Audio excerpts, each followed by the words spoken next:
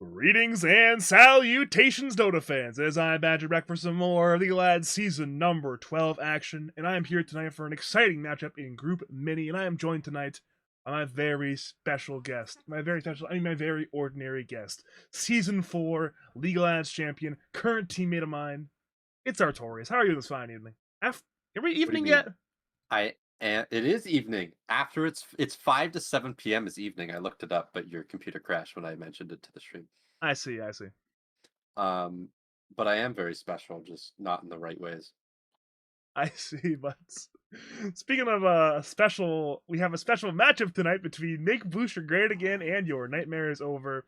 If you're a fan of stand-ins, then you're in the right place. No Senor Lens tonight. We have DKMP, who's played like 14 lads games now this season, probably more than that at this point. Meanwhile, on the Radiant side, we've got Make Bloosher Great Again, who again we mentioned it during our lads power rankings content. They have not started the season the way they would have wanted to. Yeah, They're currently 2 and man. 4. When when you start your intro, you like breathe in really deeply. Is that to like try and get your balls to drop so your voice sounds deeper? Not exactly. It's to yeah, we'll go with that. Why not? I don't care. Well, you just sit there and you're like, You know, you're breathing in. You see, not only do you use oxygen when you talk. greetings and salutations. Yeah, I usually so when I'm when I'm casting, I usually almost like speak from a sort of like different vocal register. So it's getting that like that mental sort of mode, and you got to be breathing from the correct spot of like your chest. You know, it's it's how it goes. But again, the draft is going pretty slow so far. Teams really contemplating their bans, being real deliberate so far. But again, I like these bands. It's Brood, it's Tiny, it's Undying, it's Tree.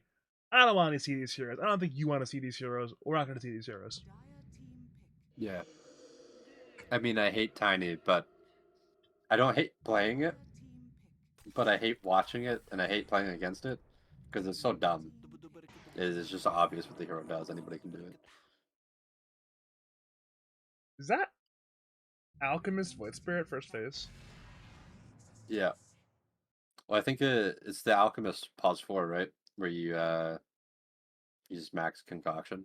You just chuck it at people, and then you can get your shard, chuck it on your carry, and then you can even go meteor hammer with the concoction.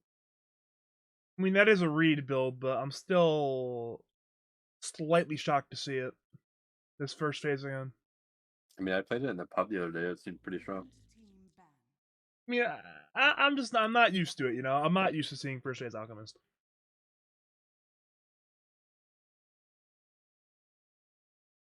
It's simply Yeah. not what I do. It's not a hero we've seen that much of in the last like what 2 years. So I'm just not used to seeing Um, it.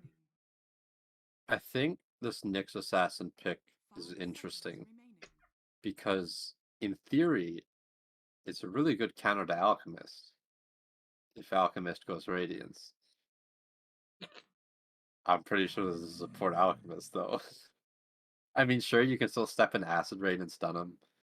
Not Acid Rain, Acid Spray and stun him. And sure, it's good against Void Spirit because Void Spirit's an intelligence hero, and Nyx Assassin is just good against every single intelligence hero, pretty much. But I don't know. I would have liked to see something with a little bit different initiation. Uh, with this Death Prophet, assuming they're laning together. I mean, I guess it's one of those you have to always keep in mind the flex potential. I mean, Alchemist can always go offlane or carry. Probably carry if you're gonna flex it that way. So if you make Alchemist carry a pick you don't want to see, then you can at least pigeonhole it into that 4 support role. You know.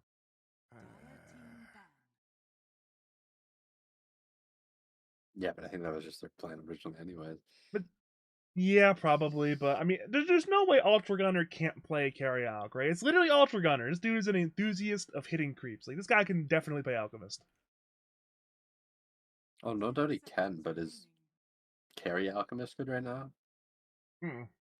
Like, I know the Radiance is cheaper, but I don't know how much that affects bringing Alchemist into the meta or not. I mean, if anything, he doesn't really care that much because like he farms gold faster anyways. Yeah, but it still does advance your timings the same way it would anybody else. Yeah, but he doesn't need it the way that everyone else does. I mean, Alchemist is about your accelerated timings. So for him, I mean, I'm sure it's not that much of a difference, but it's a bit of a diminishing return versus, say, a hero like, I don't know, Abaddon, right? Who, with one, correction, two minor changes, suddenly is a viable carry hero. Before was entirely unviable. Well, the reason for Alch being viable or not would not be changed by the cheaper relic, you know? You know what I just realized might be a problem? Well, that be. If this alchemist, whether it's core or support, um, like if it's support, if they get their like blink dagger and their shard, or if they decide to go shard early, and then they like rush an ags and give it to Void Spirit, this Nyx Assassin doesn't do as well against Void Spirit anymore because he's silenced. I'm being pinged on Discord. But what? Apparently, I have, it's Uh, from the rankings earlier. I used to be top 100. Okay.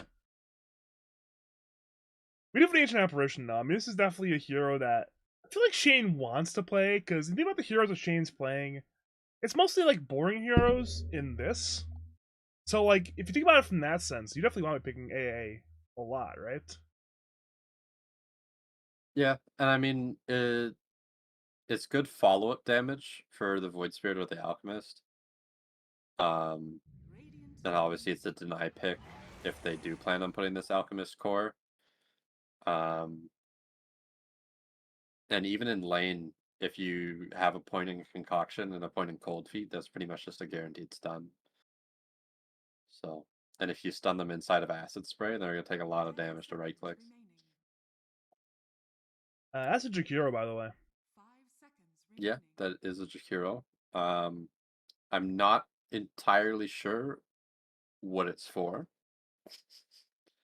Um, It's a hero that Patience is good at. It's got some long range spells. It doesn't die easily to Void Spirit. It can buy items which can play Dota. I don't know, man. all right, so I'm assuming they're picking this Dragonite to lane against the Alchemist because he's just gonna stand in the acid spray and not care. I mean, But we're assuming it's a 4 alch though. If it's a carry alch, that would apply if it's an offlane DK, but or like if it was like a yeah, like a mid situation with a DK DP flex. But I yeah, feel like we're assuming it's Alchemist 4.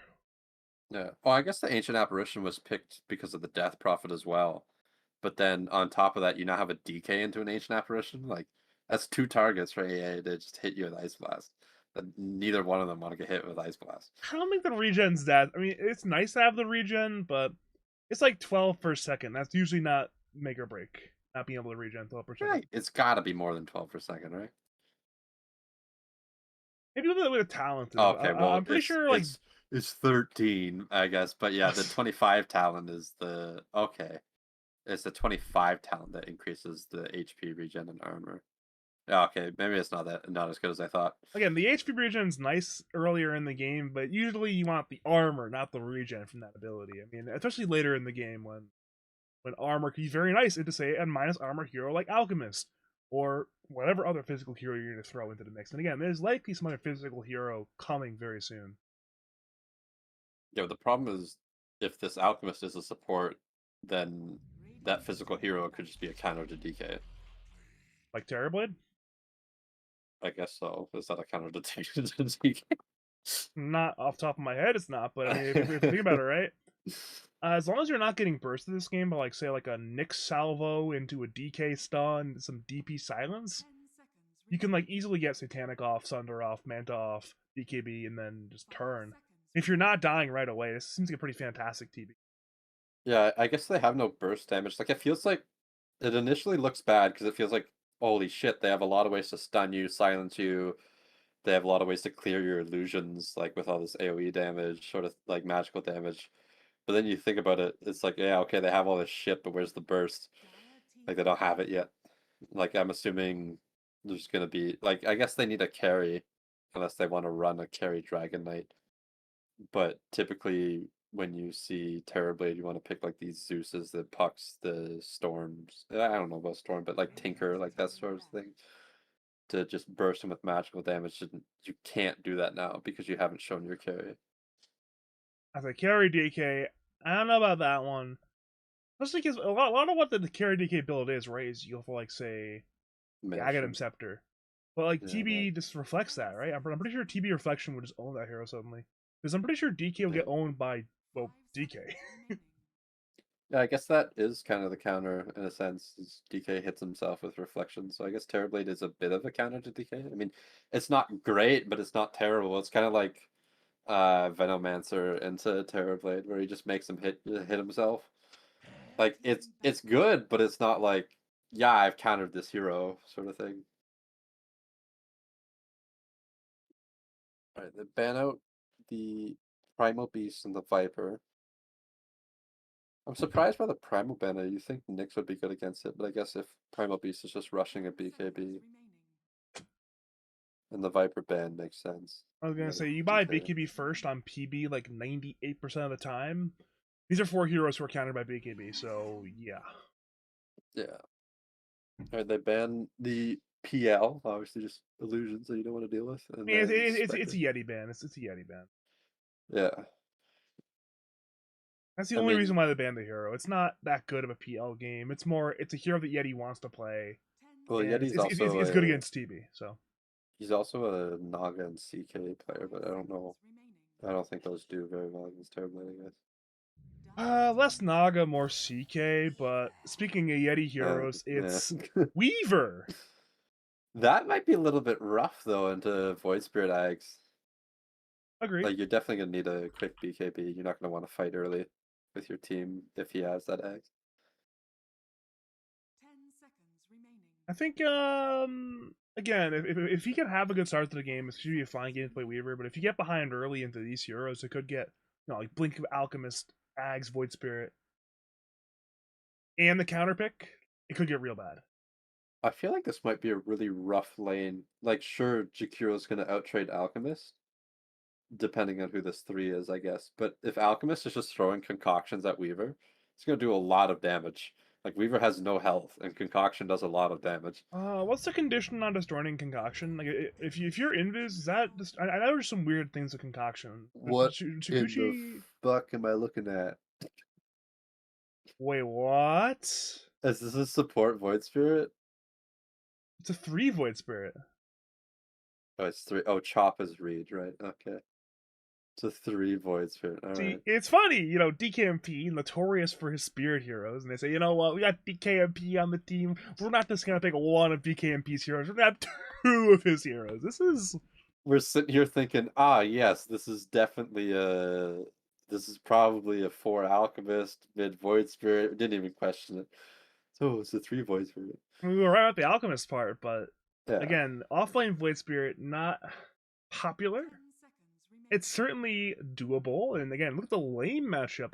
I don't mind it that much. It's gonna be a weird Void Spirit Alk into Weaver Jakiro lane, which again, you have double range heroes. It could be a pretty good lane for Yeti and Patience, but again, this is a team that often does very well in their off lane.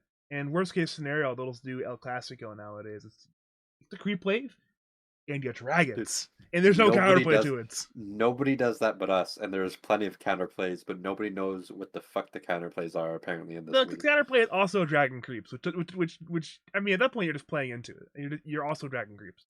Well, no, because you just don't play in the center of the lane. Then you still drag the creeps to the other creeps. You can't play in the lane. It's like laning. You're just farther away from your tower. And at that point, it's literally you mean you're literally dragging a wave to get to the dragged wave. Like that's just double the dragging. Yeah, That's not I mean, countering dragging. That's just more I dragging. I guess a good 4 player, if they see you dragging a wave, they're just gonna stack your wave, so that you're kind of just fucked. But I mean, the other counter is you just kill them. You just kill the How? 4. I How do you kill the mean, 4? The 4s are always like these tanky, high move speeders that buy boots first. How do you kill them? yeah, but in the situation of last game, instead of going tag team on, well, like in our game, instead of going tag team on Tusk, you buy like a Oov and you go shards level 1, and then you just kill the tiny. Like I walked out of there with like 150 health I'm with pretty tag sure team. he's not killing Tiny unless he So has Drow to help. the whole thing is you have shards, right? So you block him in the shards with your creeps. Yeah, but then you don't have the tag team. Okay, we have to move on from this one. I think I Yeah, but prefer the. tiny has 0 armor. He's just gonna die to creeps. I think I prefer the draft on this make Bloosher great again side. Do you agree with me? Do you disagree with me? What's your read on this? Um, I don't know. It's like a fantastic Nyx game. He has so many things to just like reflect and stun people with. The only problem is Nyx is just so squishy, and they have a lot of heroes that can jump. So if they get a stun or a silence on him, he's just dead, and then you don't have a Nyx to help you win these fights. And it's I don't know. I like the Weaver pick, but I don't like the Weaver pick because I think the Weaver owns this game once they have BKB, but you have to not get shit on before you have BKB. You're right. I see what you mean. I see what you mean. I mean, well, we will have to see though. If you are just joining us, welcome to game number 1 of Make Bloosher Great Again. Taking on Your Nightmare is Over. Bloosher play the Radiant side, Nightmare the Dire side, and right now it's already that Radiant Bloosher side running his forth to the Dire side jungle. They're going to run into Ultra Gunner, but leave Bunny and showed a little bit there at the edge of that vision, and as a result, it will be a walk away play from Ultra. No first blood, 2 bounty runes straight to both teams. Did you call them bunions? Hey, bunions, buying onions, bunions. I fucking hate you. What? How, do you know how long that name buying onions is? I'm saving 2 syllables. What do you mean? I'm gonna say his name like 100 times in the next 2 hours. Do you realize how I'm literally saving 200 syllables? Me So, ranting to you about why I'm doing it is like 60 syllables. It's still a net gain of 140. so whenever you have Bulljacks in the game, do you call them BJ? No, because Boldax is still 2 syllables. Yeah, but you say less letters. That's not how that works. That's Oh, literally not how words work. What do you mean? Are you? self stun, but it still hits the Chikuru. Do Just you gonna not know ignore how you. words work? No, I don't. Not know how syllables work? How No. like speaking words works? Like I don't understand. What's this moving your chin bullshit you speak? Oh my. It's been a lot of action mid lane in terms of these trades between Rice Boy and DKMP. It's been a lot of manning on up, but again, Rice Boy has that Dragon Blood passive. I think he'll have a bottle. Wait, is he not going bottle? He's going Meteor Hammer. Meteor Hammer. Yeah, that's the new DK build, is it not? So he's going to have the Ring of Health first, which he'll have relatively soon, but no bottle in this lane, so. Or the bottom lane, nothing too. There's a little bit of trading going on there, but again, it should be interesting to see how the rune situation goes with no bottle on DK. Even though he won't be actually getting the bottle charges, he also doesn't want Ember grabbing them, so that'll be. Patience is just dead. You're right, he is dead. It's a walk on in there by Diesel and Choppa. Good old, again, the classic Reed Choppa off lane. That's your first blood once again. Yeah, I mean, the hero has 800 health, and he just has a 2.2 second stun that does 150 damage on a 13-second cooldown, and he gets movement speed to make sure he catches you. I feel like the Jakiro doesn't want to trade until he hits like level 2 or 3, but if he doesn't, then this happens. Weaver takes a lot of damage. There's But definitely a Reed stop. Oh, bottom again. It's Diesel going down this time, and now Reed will have to use Concoction. Look for it on A, but Yeti's duking in the trees. He's forced to stun Patience instead. Now Yeti runs forward at Shikuchi in 2. That should be a death on Alchemist, and that'll be a kill for Weaver. 2 kills in the bottom lane for the side to make Bloosher great again. A lot of action bottom so far, and again, Weaver and Jakiro, not too bad in this lane. I mean, obviously the first interaction didn't go well, but now with these low heroes, it went back to the Bloosher direction. well, despite the first blood, they just hit level 2 first, and just killed the Void Spirit. Like, Void Spirit was level 2, but Alk was still level 1. And then you just had too much damage coming out from the Jakiro because he had hit level 2 at that point. I'm surprised we haven't looked too much at top lane today. I think going into this the series, you say, "Oh, top lane might be the lane to watch." Pistia versus Ultra Gunner, wow. But again, it's DP Terrorblade, not really. Yeah, well, A he fun pops lane. meta and he wins the first couple lanes, and then he no longer has meta. So then the Death Prophet starts coming back, and then he gets meta again, and he pops it again, and then he comes back. It's just going to be back and forth farming, really. Hmm. Like, unless there's some like crazy pulls going off or anything, but both camps are blocked, so that nothing's happening. Well, bottom lane concoction into remnants. Patience, relatively tanky, turns with the ice path on Diesel. Diesel has no dissimulate, going to die. Just a little bit too much damage. Reed's now running away. That's a lot of minus armor from the bugs. He has -4 armor right now. He'll now kill the bugs, surviving. But again, it's a very powerful rundown strat from Yeti and Patience. Longtime friends there. Simply winning this bottom lane pretty significantly right now. Yeah, they just got the level advantage, and it's just dumpstering this lane. Like, you can't fight back when Weaver's level 4, Jakira's level 3, and you're both level 2. Now they're level 3. They might be able to semi-recover, but it's going to be rough. And it's one of those things where usually you go in expecting a lot of these Reed lanes to be one. He's a very disruptive 4 player, so again, maybe he could be recovered to like a lane draw at this point. Again, it's possible you see a rotation, but Ember certainly wants 6 to be rotating. But again, we're not far from Ember having 6, so maybe he'll grab that like minute 6 rune, rotate bottom, get a double kill, entirely makes difference. Yeah, I feel like you definitely don't want to leave 6. Well, leave mid without 6 on Ember, and especially you probably don't want to do it without a power rune either. And if DK's hitting 6, he's just going to take your tower, so you want a power rune to get there quickly or something, or to do a lot of damage and come right back. And usually DK is known for being able to kill the T1 tower mid lane, but especially with this build, not only do you have the dragon form, you also have a freaking meteor hammer. Yeah. Over to the Lane. top lane, it's Shane on the run. Bunyan's low as well. Crypt Swarm into the right clicks, but it's not enough. Meanwhile, bottom lane, Diesel brings down Patience. Back to the top lane again. Both supports still very low. Neither will die. Bottom lane, though. Patience, apparently a little bit isolated, was a little bit far forward, and I'm guessing he was concoction into remnant stunned. Yeah. You might have just gotten a little bit cocky. I didn't actually see it. How But did I? you shouldn't be standing that far up, even if you are winning the lane. Now, sometimes you play 5, you start feeling yourself, and it's like, hey, I'm gonna go run in, and if I die, I got free TP scroll, so it's good. Yeah, this Ember is not very happy right now. He keeps getting his rune stolen by the next assassin. Yeah. Again, between the bounties and the power runes all being taken, DKMP is forced to use a TP to the fountain, which again is a relatively standard play on Ember, but it does mean he won't have TP in case they dive in one of the side lanes. He'll have to walk and remnant over rather than TP over, which will certainly limit his potential plays in case side lanes get hot and spicy, and they've been pretty hot and pretty spicy. Yeah, it also definitely limits the gank potential. Bot lane though, Patience standing a little bit too far up, but there is a javelin on this Weaver. Yeah, I mean, it's going to be the swarm used by Yeti. Patience certainly is dead, but Yeti wants vengeance, and he will obtain it. Now Diesel is 2 levels down compared to Yeti. He'll kill the bug, but again, Yeti is just slapping right now. Running on in here. He might just dive this tower. Diesel has remnants. Yeti will respect the remnant being available.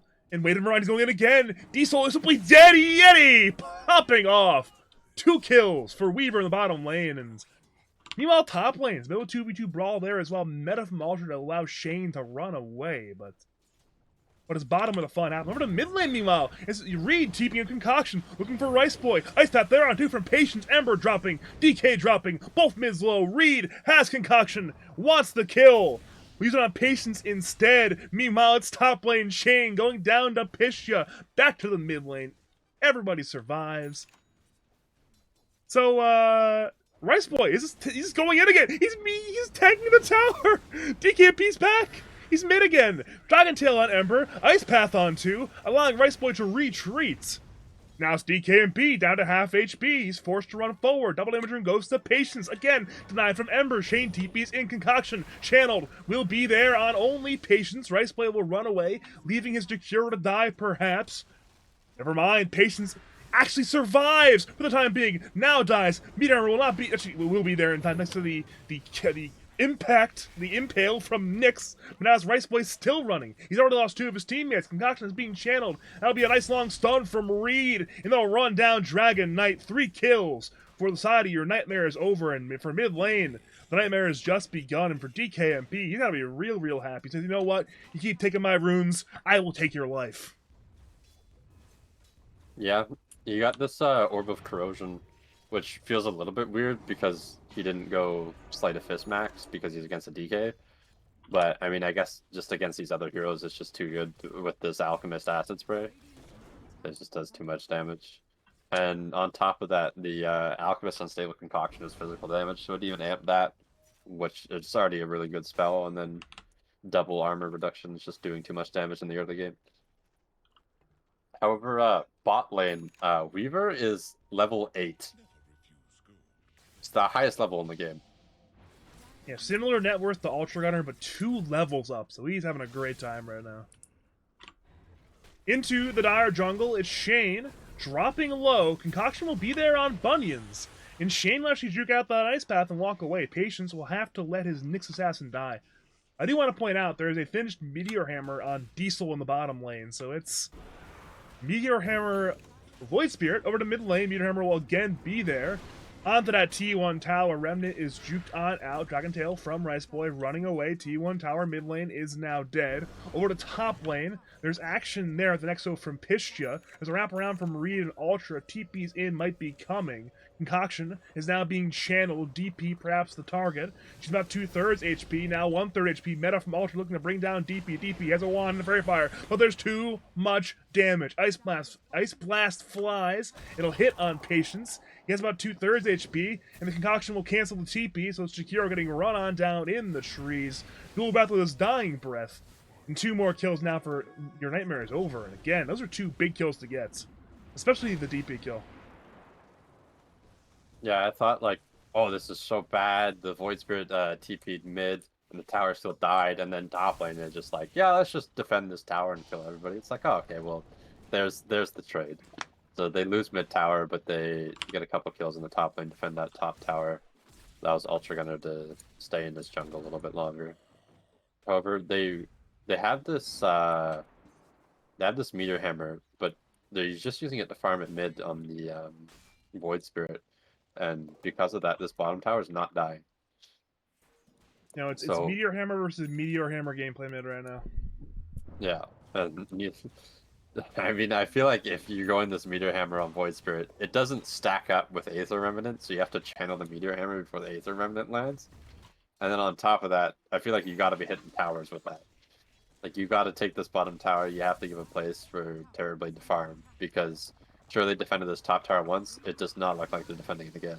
Concoction top lane hits on Bunions, but Reed has been left to his own devices, and his own devices will be a nice little trip to the grave, apparently. Reed is dead. The T1 tower will join him. Meanwhile, mid lane, there's some more Meteor Hammer action there as well, of course. T1 tower mid is now below half HP, and with Dragon Knight leaving the mid lane, it means that Diesel got some good mid T1 damage, and apparently the Siege Unit plus DKMP was able to bring down the bottom T1 tower, so it's... I find that one crazy. That was 100-0. Nobody went to defend that. You know, it's just Ember and a Siege Unit, you know? It's good enough, apparently. You see Diesel, but even though he's invis, he's under Radiant Ob Center combination over to Shane. He's in a lot of danger. Dear God, he's going to die. Impale committed just for fun, but again, that's a lot of damage going the way of the Ancient Apparition, and again, we're seeing a very concerted effort from the side of Make Bloosher great again to simply defend that mid T1 tower. And sure, the Void Spirit can't Meteor Hammer. The problem is, Void Spirit doesn't even need a creep wave. He's just using it anyway, so this T1 tower is dying rapidly right now. There's a Nyx defending, but that will not defend the tower. Speaking of tower sieges, top lane is Pistia and Yeti, pushing that top tier 2 tower. Ice Blast will hit on DP, so the mech cannot heal for a little bit longer. Half HP DP is on the run. DKMP and Reed are on the way forward. Reed is short of a cast range on the DP. DP not only was a bit far away, but had some fog to work with. DP sounds on 2 Ice Path hits on Shane. Shane is dead. Picture of Siphons running forward with DKMP and Reed.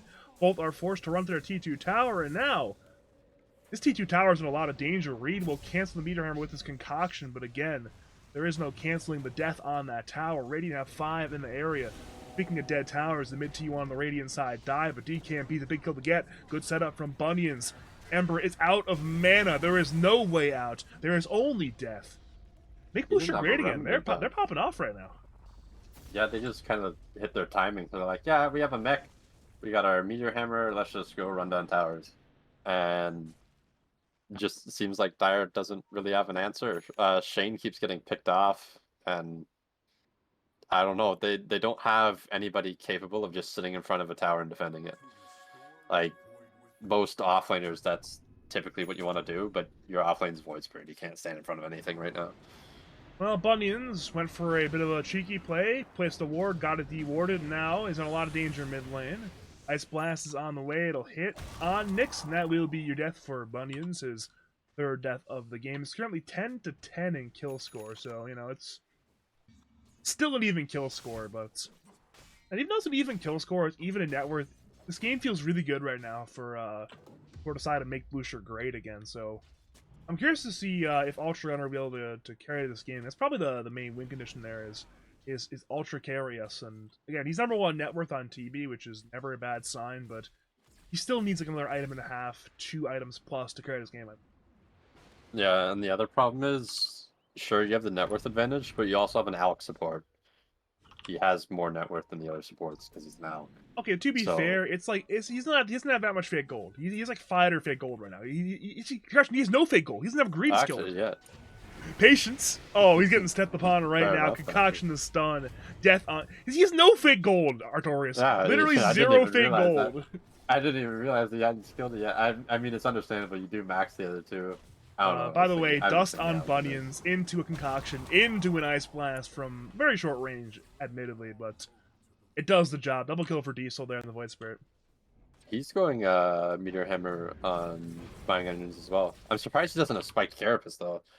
What? I feel like it's such a good Spiked Carapace game. What do you mean he doesn't have Spiked Carapace? I mean, he doesn't have Spiked Carapace. Click on his hero. He has no points in it yet. I clicked it, but...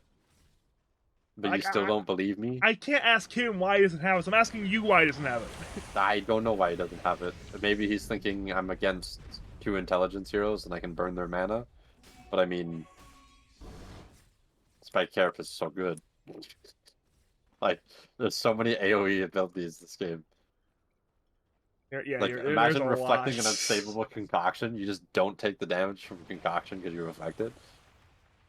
That's like 400 damage. It's 360, but then all the minus armor, you're just not taking that damage. That's an excessive quantity of damage. That again, you can certainly cause Alex games to not be very fun, but we are at our first really standstill of the game. We're at a point where people are farming their key items. I'm looking around, seeing what we don't have right now, and again, we're looking at the Ags on Void Spirit. That's something that you recognize in the draft as an important item for the Void Spirit to get. We didn't know it was offlane at the time, but it's still the same concept of you get it on the Weaver, you'll ruin his game. Again, Weaver, for his part, is buying up BKB, so his game will actually not be ruined, but again, BKB is not infinite duration, so when the BKB ends, or perhaps you can even force the BKB out with that Resonant Pulse, so it's certainly going to be a fun interaction seeing the BKB on Weaver versus the Ags on Void Spirit. Looking over at Dragon Knight, he's finished a Blink Dagger. I believe he had that for a little bit now, but we have confirmed Blink Dagger finished. Speaking of DK, he's hunting bottom, but Dire run away. Yeah, the Void Spirit looked like he was hunting for the Jakiro in the trees, but it was quite obvious when they threw Ice Blast and it missed. So, however, there is a Roche attempt now with this Exorcism and Greaves up. He's got a Wraith Band, a Guardian Greaves, and a Dream. And, well, apparently a successful Dream, because Dire are not nearby. There's a little bit too much damage. All 3 cores are on the inside, Dire on the outside, and Roshan, our good friend Roshan, will be deceased once again. I Meanwhile, have a bottom lane is question. a dive on Patience. Patience Uh, is certainly dead, but he may be taking enemies with him. Yeti has arrived, Diesel. Actually has no spells, they're all on cooldown, he's dead. Alright then, that's a fine 1-for-1 trade immediately. yeah, that's huge. It delays the Aghanim Scepter, which I'm surprised he's buying, because that's what Alchemist has queued up. And I would have assumed that he would have gave it to the Void Spirit, but if Void Spirit buys his own, either that's a miscommunication or they're giving it to the Ember. Okay. Other than Ember, it's also really good on TB this game. This is a really good TBX game. I mean, it's really good on TV too, but I feel like Yeah, he's probably you, give it to Ember. well, I feel like you'd want to give it to the Void Spirit. I didn't think that I thought the Void Spirit would have rushed to BKB after this Meteor Hammer, and then just had an Axe. I think the last time Reed played this hero, he didn't buy an Axe all game in like a 45-minute game. So perhaps he's not used to Reed. I mean, it's miscommunication, but again, you would expect this team to have the communication. So I'm assuming it's a conscious decision to not go with a not Axe item on Blade Spirit.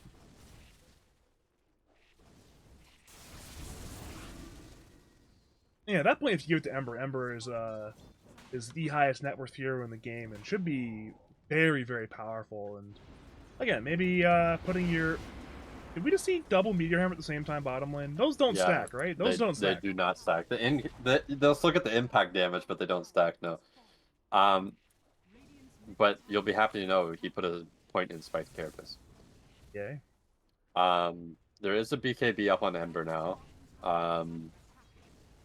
And this Ags is close to completed on Void Spirits. So they're just not going to defend, are they? I mean, their buildings just keep dying. Their buildings just keep dying.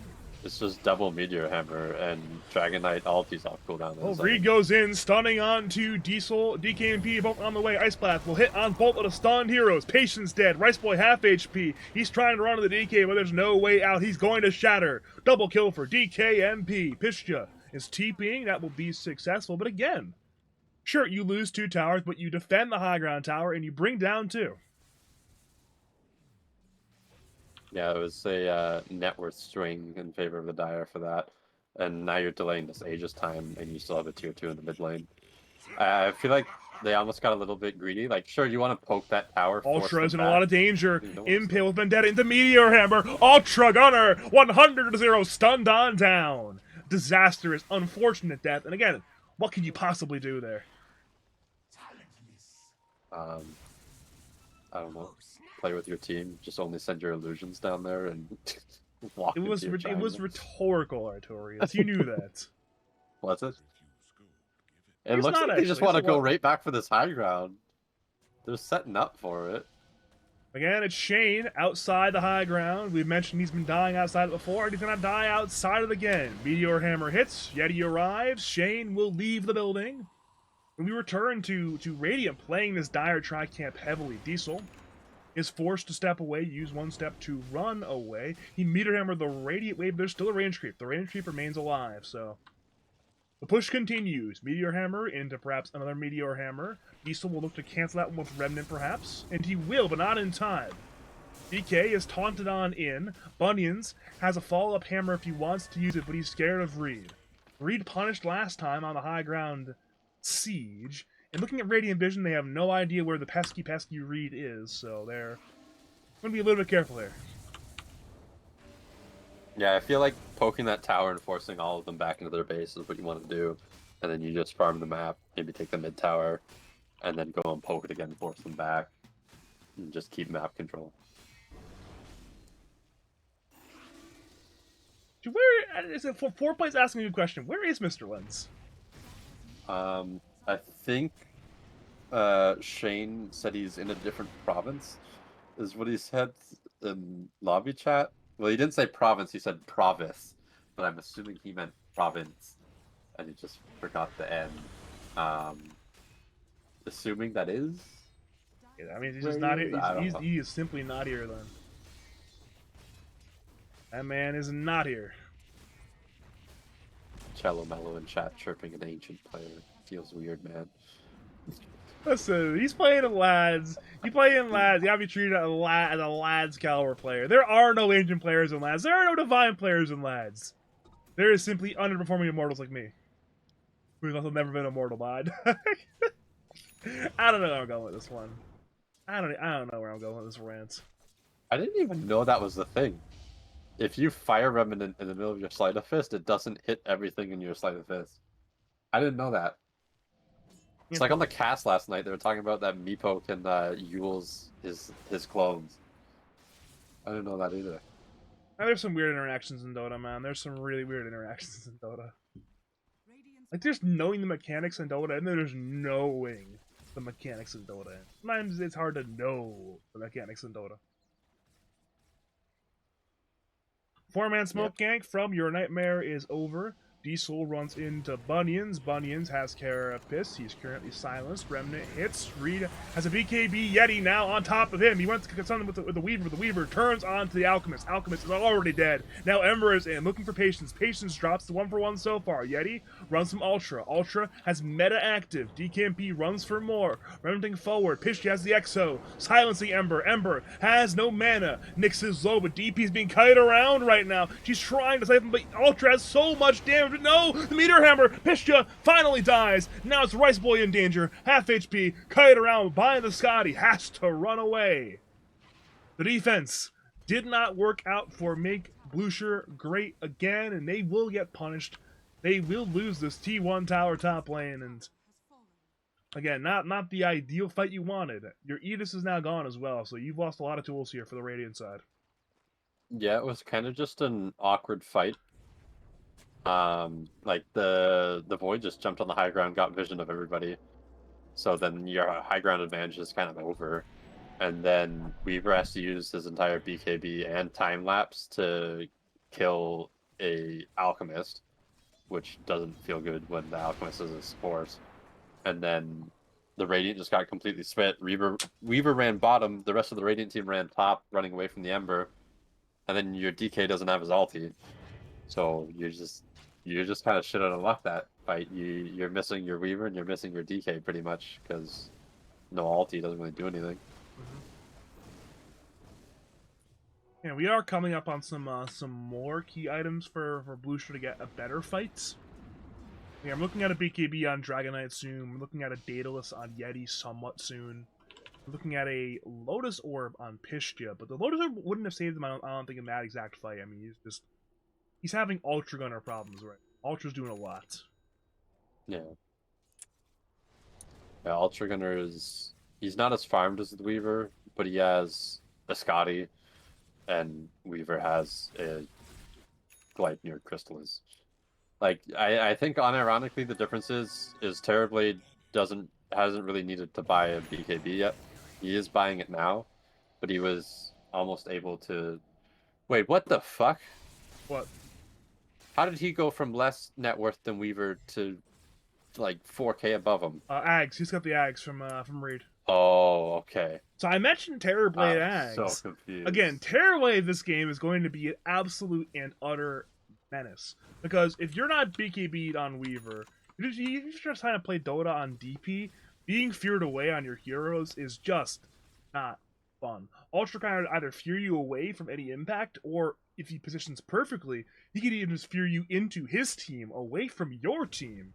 And at that point, it's like, oh, well, not only am I feared away, this dude with a mini little meta duration is slapping me down. And again, he'll have that 10-second of meta, will have him to commit to actually using the meta spell. So this is just an incredibly good TBI game. And I know KU, the resident TB extraordinaire of lads, use the item very highly for a reason. And Ultra is going to be so hard to deal with now.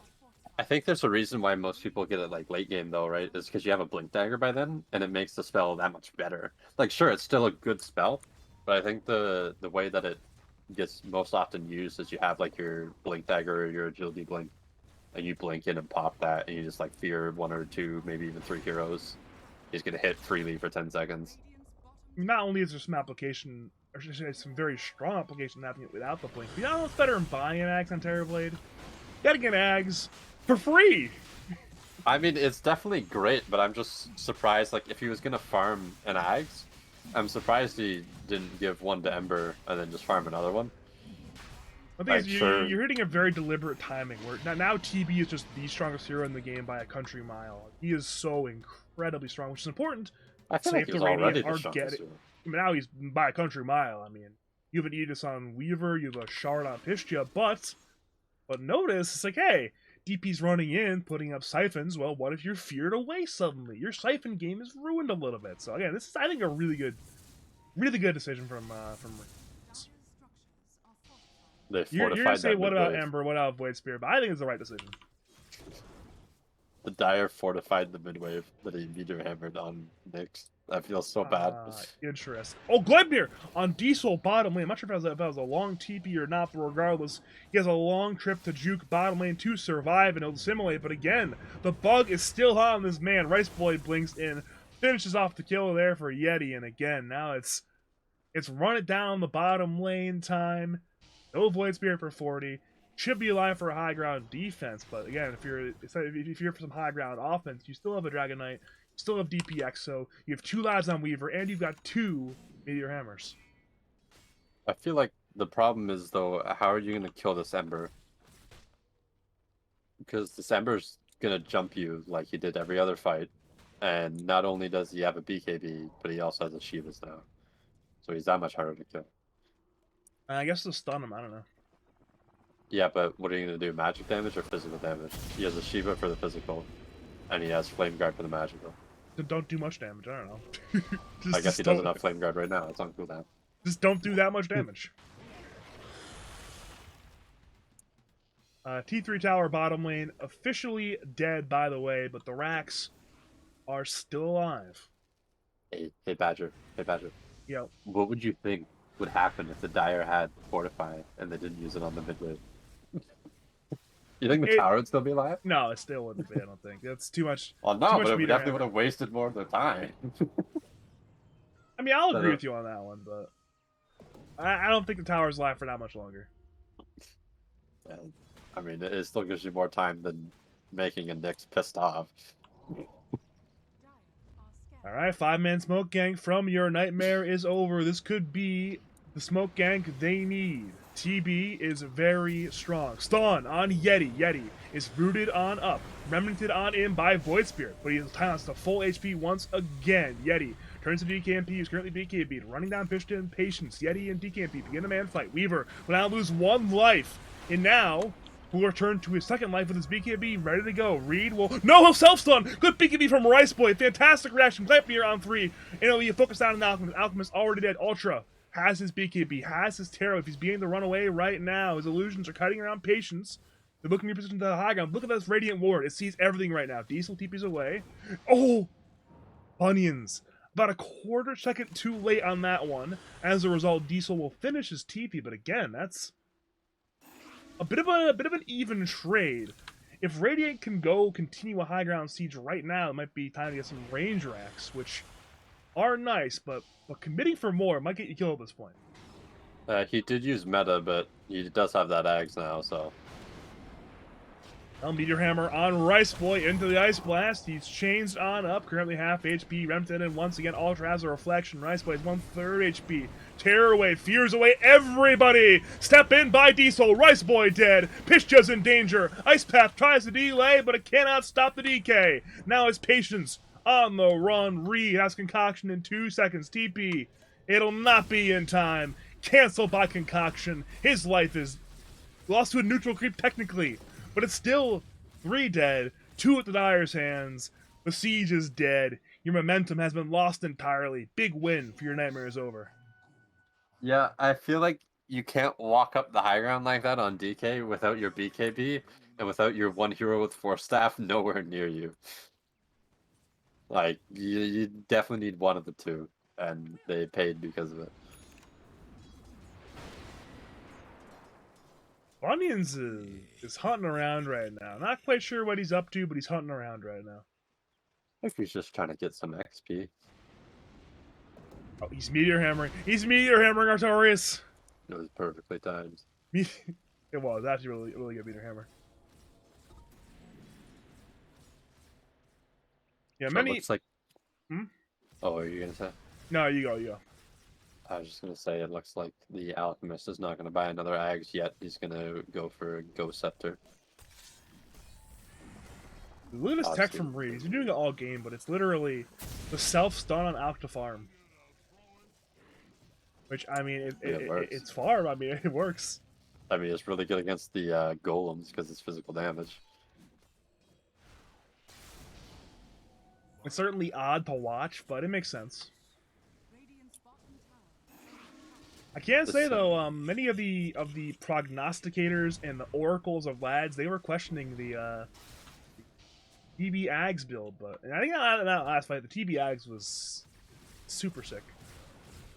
That was a 5-man fear from Ultra, just ruining Radiant's defensive options.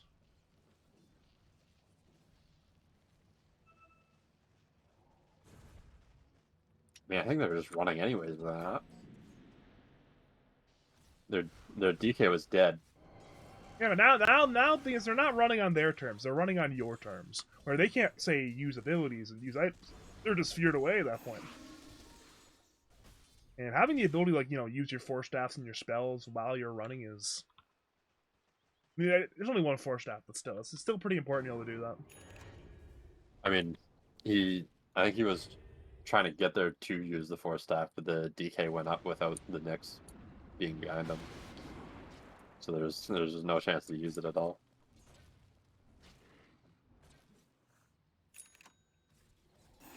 On the flip side, though, this Nyx assassin is very farmed. Meteor Hammer doing dividends, and he's now going to buy a Dagon. That might actually be the turn they need. Although, how do you feel about this? The Ancient Apparition rushed a Boots of Bearing for his team. Right then, I'm sure it's fine, but that's not. It's definitely not what AA's traditionally build, but I think this game makes sense. You double down on what you're strong at, and that's been, all in on this like TB timing, and Boots of Bearing is probably an incredibly effective item for just getting that TB timing and having him be strong right now. Well, I think it's a great item, but I feel like I would have won it third. I would have got like my shard and a force staff first.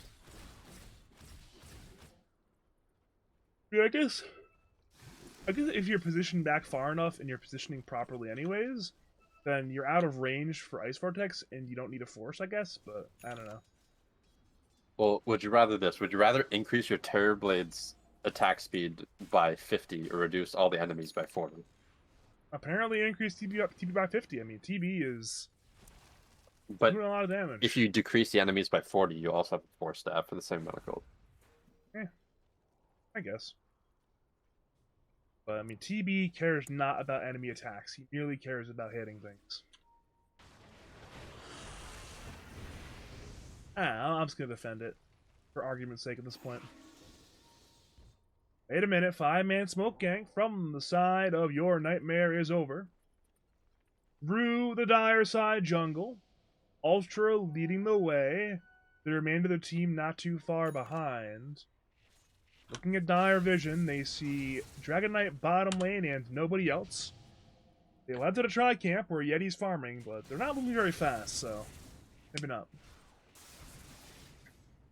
There's the Scotty picked up on the Weaver now, so they should do a bit more. So they should do a bit better in a trade against Terrorblade. And it looks like the Dragon Knight has picked up the Ags and is now going for the Manta. We are seeing some Scotty versus Scotty gameplay. It was buffed a bit versus ranged heroes, and there are some ranged heroes of note in the video game today. We are paused, by the way.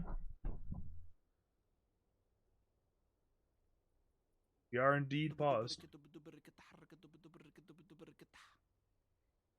So hopefully we'll unpause at some point relatively soon. That'll be nice, and then we'll play Dota 2 again. Azure, the Alchemist, has another Ags. Didn't he just not have money? No, he had about like 2,000 gold, and he had Ghost Scepter in his quick buy, but he has swapped it back to an Ags. So I'm assuming surely this one goes on Ember, right? Yeah, you're not giving it to your surely. fucking gives it to his AA. Just it's their auto attack feat. He has Boots of Bearing. I mean, there's no way there if he But Badger, gives it to AA. he's built the item build for it. He has the attack speed. I don't know if he gives it to AA as the secondary ags, I will metaphorically eat you. But Badger, he did not go the cold feet damage for second. He went the chilling touch attacker. I know what he did, but he's not. There's no way. There's no way, right? There's literally zero way. I mean, Ember is an Ember. AA is there. See, there we go. I will not be metaphorically eating a shoot today. That's cringe. You're cringe. Either way, though, we are back to farming. Seems like Nightmare is over. Have Roshan on the mines. They are warding for Roshan. Roshan can be alive right now. It's simply so. 45 seconds. Yeah, I mean both teams know it can be alive. It's what about 9.5 minutes right now, so it's gonna be about a 10-minute spawn time, which is late but not too late. Bunyan's is scouting, by the way. He is real deep right now, scouting it up. Dragon Knight is not here, but can TP to the tier 2 if he needs to be there, of course. I feel like, in theory, this Radiant team should win this fight. Because they have the smokes. There's no smokes on Dire. The problem is they're having their Jakiro lead. Yeah, concoction on patience. It's Jakiro in danger already, but he's healed up by his teammates. So no death there on patience. They were a little bit antsy. They didn't want to go in and blow their load on the Jakiro, and Jakiro was spared. Yeah, oh no. Oh no? They're not winning this fight now, if you look at TV. Oh no, though you're right. I mean, I guess the one difference is he might not be able to hit things in time. I mean, if he's not hitting things with double damage, it doesn't matter if he has it, right? I guess he's used half the duration literally walking around doing nothing right now. So maybe well, they're waiting for the smoke. Oh no, if they find okay, Yeti seems to know. Reed. He blinks himself, stuns. Ultra has some DD left. Yeti, BKB's turns. Alk low. Alk dead. Yeti's forced to time ups away already. BKB still active. Ultra is running forward, but he's stunned by patience. DD is ending very soon. DKMP is in. Ultra is kited. DD rune now over, but it's DKMP. Remnanting to the east. Ultra has reflection. DKMP will run it forward once again. Diesel is dropping. Shane is half HP, but Rice Boy is being kited around by the Scotty. Terribly forward, but Rice Boy is still alive. Pistia is being focused down, but he's incredibly fast. Light Chains hits on DP. In comes the TV. It's a Yules from DP to buy time for 2 minutes to arrive. Yeti is in. Man fighting Ultra. Gleipnir in. Pistia low. Yeti half HP feared away by the DP. Yeti is trying. No, he's stunned! Yeti's dead! No more Weaver! Rice Boy and Pistia both incredibly low, and Ultra Gunner is out of control. Patience to fall. Rice Boy is running. That's a good stun dodge from DKMP. Triple kill from Ultra Gunner. A fantastic team fight from DKMP. Absolutely crucial, pivotal win for your Nightmare is over. Yeah, you just, like, you have this... Pistia, he's going in, he's desperate at this point. The Impale, silence, but no!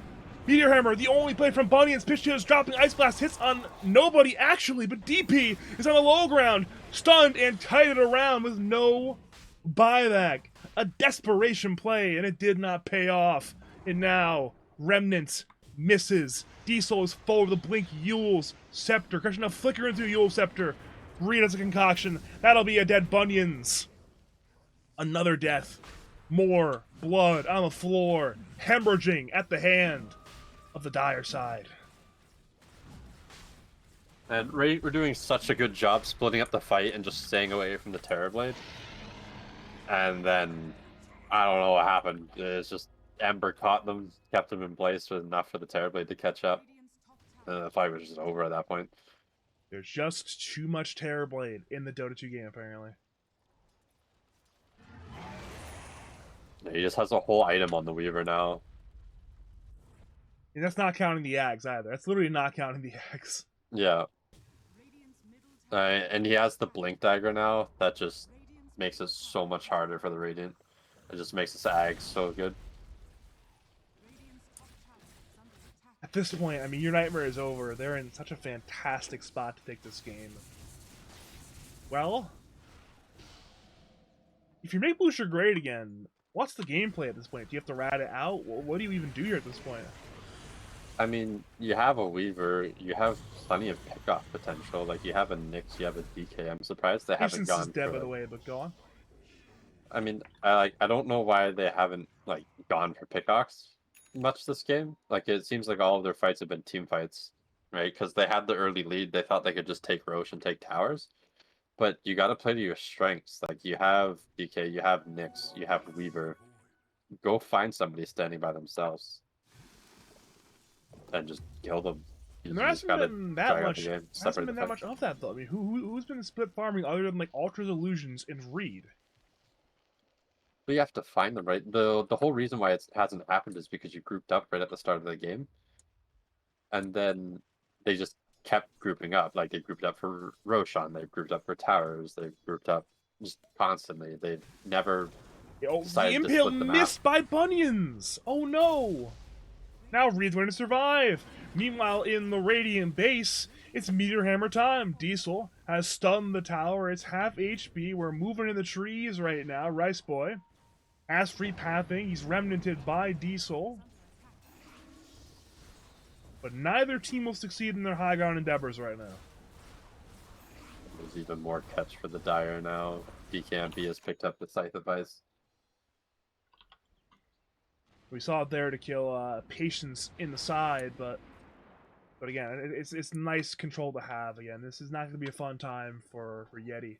Other than his BKB. Oh no! They've caught Pistia! The chain stun! The blink forward! Terror wave away on the Jakiro! There's no help! They're TPing in! Gleipnir on Ultra! He mantis it off! Pistia's trying to survive! Trying to use the Greaves! But the stuns are just too much! And Pistia has no buyback. Slightly short on gold. And that gold will be costly. Ultra is in the vanguard. Stun onto Diesel from Bunions. Self-stun from Reed. But at this point, it's Bunions dying as well. Neither of a buyback. Ultra is hitting the barracks. He's stunned by Patience, but he cares not. Again, Reed will blink and stun. This time on 2 in the fountain. Buying time for the buildings to die. Mother racks down. Raindrax will join them. Whole set bottom lane for Nightmare is over. And they head middle lane. They're not content. They want more buildings. There's exposed barracks very soon. This T3 is under attack. Yules, Remnant on Yeti. Yeti is fine. Blink forward, hitting on Patience. Patience will turn for the time being. Ultra is hitting Patience, though Patience gets crit down with a Daedalus. And now Rice Boy's being fighting with DKMP. The stuns are not enough. He remnants away. He's still alive. He cheeses. DKMP is completely fine, and now Reed will stun Rice Boy as Ultra's illusions are killing the buildings. Range Rack under attack once again. Diesel has a Meteor Hammer. These buildings are actually being spared. Respect shown by your Nightmares over not playing in a 5v5, correction, 4v5 game, knowing the Pistia is alive, knowing Pistia has the Exo, but now he's isolated. Concoction, they're still about. The Terror Wave, the Fear away. A disastrous fight for the Radiant. BKB from Yeti. He brings down Reed, but there's no DP once again. There's still no buyback. She's still short on gold. Rice Boy has to Manta, but the buildings, they're perishing rapidly. One more glyph. It's going to be a rough last fight, too, because they still have the refresher shard on this TB. God. Well, So whenever he wants another meta, he'll have it. I guess luckily it's not a full set middle. It's only the melees. The range axes were... Range axe was not taken. It's 19 HP, but still. It's time to go once again. Reed has Concoction. He'll blink forward, choosing Rice Boy. Yeti is remnanted as well. The attention is split. Yeti has time lapse. Range Rack's dead. Rice Boy half HP. Everybody's running. Diesel steps away. Ultra is actually being carried a little bit. He's repositioning right now for his team to perhaps re-engage, but it will be running away time. Your Nightmare is over. Will be content with their gains. That's 2. Count them. 1, 2 full sets of barracks.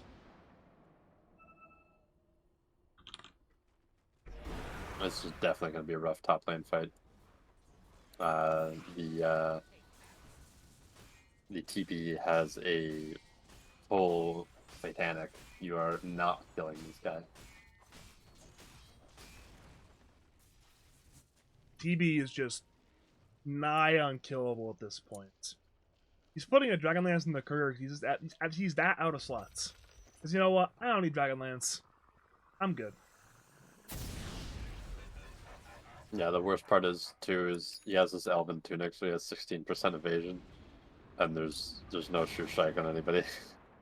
Usually So you need a butterfly for that, but not this game apparently. even if you want to lock him down, you're not going to hit him. So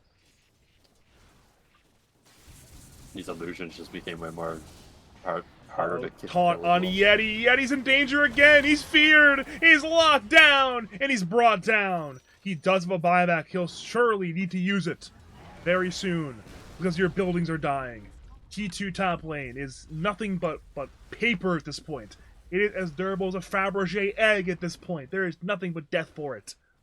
In the last set of barracks, it's gonna be hard to defend it. Reed has a stun. The blind blink forward, stunning on both supports from Reed. In comes Ultra. Bunyan's dead. He buys back. Weaver buys back. It's desperation time. Reed is dead, but Rice Boy is half HP. He's being kited around. Omanta away. Ultra runs forward. Diesel has a 3-man silence. Ice Blast will hit on in. Not on Pistia, however, but he's being again kited around by the Terrorblade. The reflection, the illusions, they're just too much. The T3 is dead. Gleipnir, it's only on Ember. He will use a Stormcrafter, and now Ultra is focusing for Megas. Jakiro is back in the fight once again. The buildings are dying. It's Pistia dead. He finally has buyback, but Ultra is slapping him down right now. That's a dieback on Ice Yeti. Rice Boy is low. He has to run away, has to get to the fountain. His team is simply fountain gamers right now as their buildings crumble. It's going to be full Megas for your nightmare is over. DKMP is feared away, but now Pistia is in a lot of danger once again because there's one big, bad Ultra Gunner doing a lot of damage once again. He's locked down, half HP, but still has Satanic. They need to finish the kill, but they cannot. He'll Sunder, still no Satanic. Now Satanic, Ice Path hits, but Ultra cares not. Diesel is dead, but the trade is for Rice Blade. Pistia cannot survive. There is no way out. He delays with Yules, but there's too much lockdown. The Meteor Hammer will again be there for Ultra, but Ultra is just so tanky. This man has 41 armor, he has 4k HP, and there is no way to kill this man seemingly. He'll Reflection once again, Remnant on Pistia. That man will die. That is a dieback. The tier 4s are dead, and barring a miracle, it's gonna be game 1 for your nightmare is over. Yeah, I guess they really just don't have a late game counter to this TP. I mean, they tried to push their advantage, but then the moment they didn't have that, they just kept trying to team fight, and it just wasn't working. Ice Boy's trying. He has that Dragon Tail stun into the Impale stun. Oh, where's the team? Where's the Dire team? Where is the Dire team? Where is the Dire team? I think they're all healing up. I think the only one still like alive was Ultra Gunner. You gotta play your carry at that point. Your carry's in the base. You stay with your carry at that point. Well, DKMP was toying with a Nyx Assassin with a BKB. He had like 20 HP left. I don't think he was staying. Your carry tells you to die. Your Terrorblade doesn't go in and die for me. You die for your Terrorblade. Dude, that's just because you play Abaddon. That's So all you do. Leave Abaddon alone. Leave the Abaddon alone. Hey, Patrick, can you just like walk into like here and then just like feed? Listen, leave Abaddon alone. Fine arrow. I literally drew an arrow for you too. Listen, leave. Just walk into here and feed. Where even is your arrow? Right? Where is this? Where you told you to walk into. Yep, that's accurate. I thought you were gonna make it more thematic for the game, like run into this radiant base or something, but no.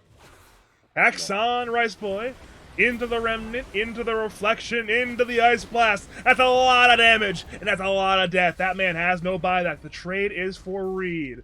But at this point, you need your Dragon Knights. and you're not only going to lose him, you're going to lose your Nyx Assassin as well. Neither a buyback. That's 2 diebacks. One for Bunions, one for Rice Boy. It'll be a 3v4 defense. Ultra, Terror Waves, fearing away everybody in the range. No more patience. Pistia has been hexed. It's refunded by a Lotus or blocked by a Lincoln Sphere on DK and P, I think, or something like that at this point. It doesn't really matter anymore, though, because Ultra cares not about anything but more damage. He's hitting Yeti, who is forced to use his time lapse. Pistia is in the middle of the Dire team, but he cannot survive that one. There's 2 G's in the chat, and your nightmare is over. Well, they will take game number 1 in dominant endgame fashion. I think he dodged the counter, like reflected hex, because he was still inside of his ulti. He was still jumping with Riven. Oh, that sounds about right.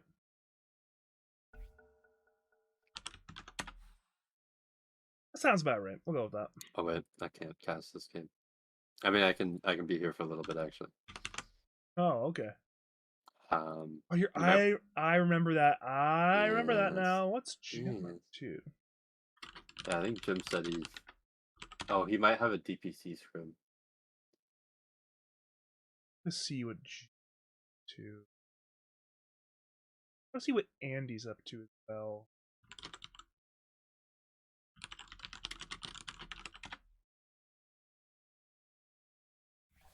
But again, big game 1 win for your nightmare is over. Again, we mentioned it during our content piece. Is a team that needs wins to meet their preseason expectations. They're now 6-5, so they're beginning to right the ship. Or make Bloosher great again. That's 4, not 4. That's 2-5. Yeah, it's starting to look a little bit rough for them. They Maybe need to maybe take you at were least right. one game. Maybe you were right. You put them at 10, and it's looking a lot more like 10 as time goes on right now. I mean, they definitely showed signs of life in that game, but it was just they didn't have an answer to late game Terrorblade, and they weren't able to end before then.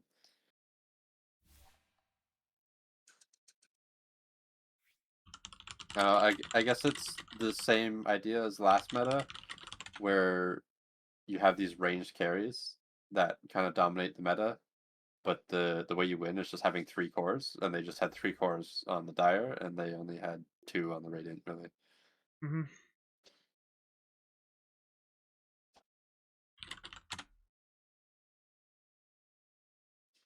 It's like at the end of the game, yeah, the DK only had.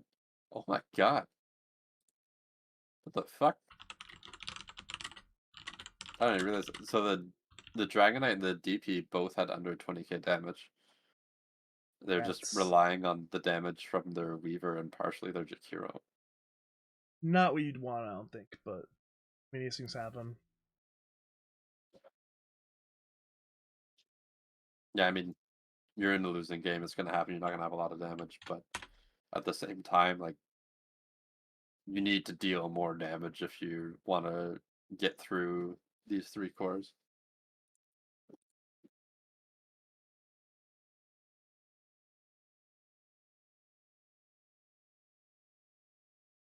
I just sent a mysterious lobby mythological. I wonder if he's just gonna show up. It'd be hilarious if he did, though. Regardless, though, again, big win for Nightmare. Dire will go to Bloosher this time. Second pick to Shane and company.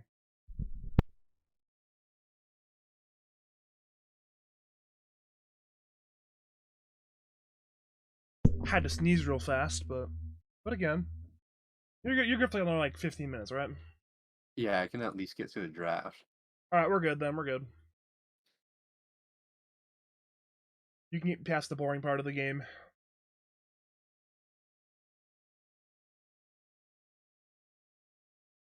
Oh. We are of course waiting on that is Reed to take the slot, and then once he does, then there we go.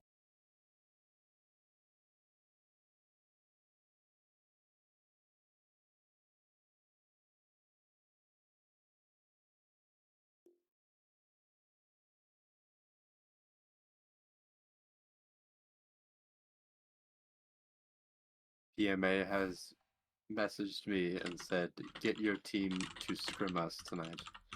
Pretty sure Jim's PDC scrim, and not DPC scrim tonight, right? Yeah, but even then, right? Let's just say for fun, we can get both teams there. We have to play them anyways for lads. We will make up series against them. Why just play that? All right, true.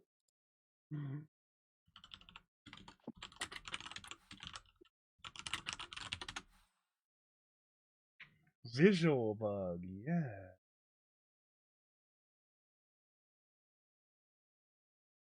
Visual bug.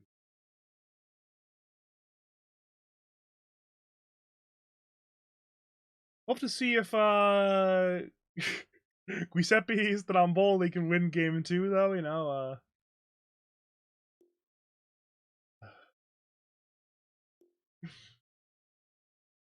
okay. Oh, they have a stand, and that's why they don't want to play the official. But I said I'm pretty sure Jim just has what you call it, The DPC scrim. DPC. And they gotta get ready for OQs, of course.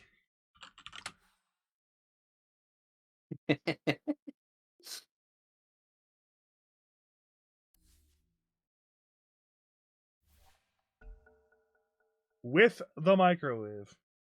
With the microwave? With the microwave. They marked it correctly. No, they didn't. I did.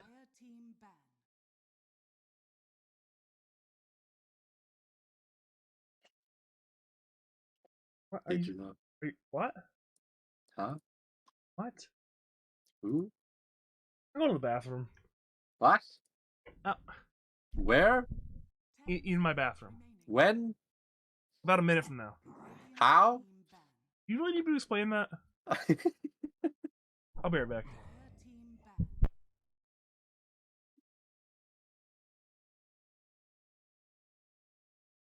All right. I'm going to be completely quiet. That's going to piss Badger off. It's the whole reason why he wants me here in the drafting phase. Is to keep talking to you guys. 10 seconds remaining. 5 seconds team ban.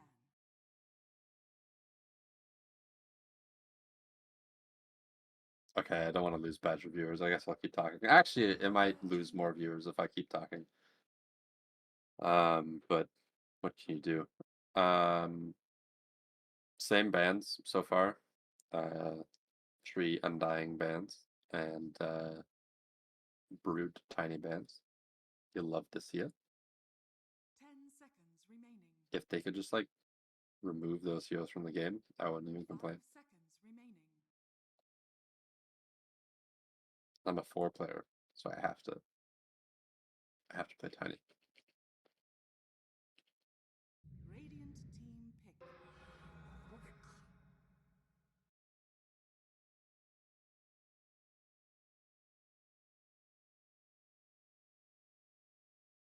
All right, Rubik pick. Radiant team pick.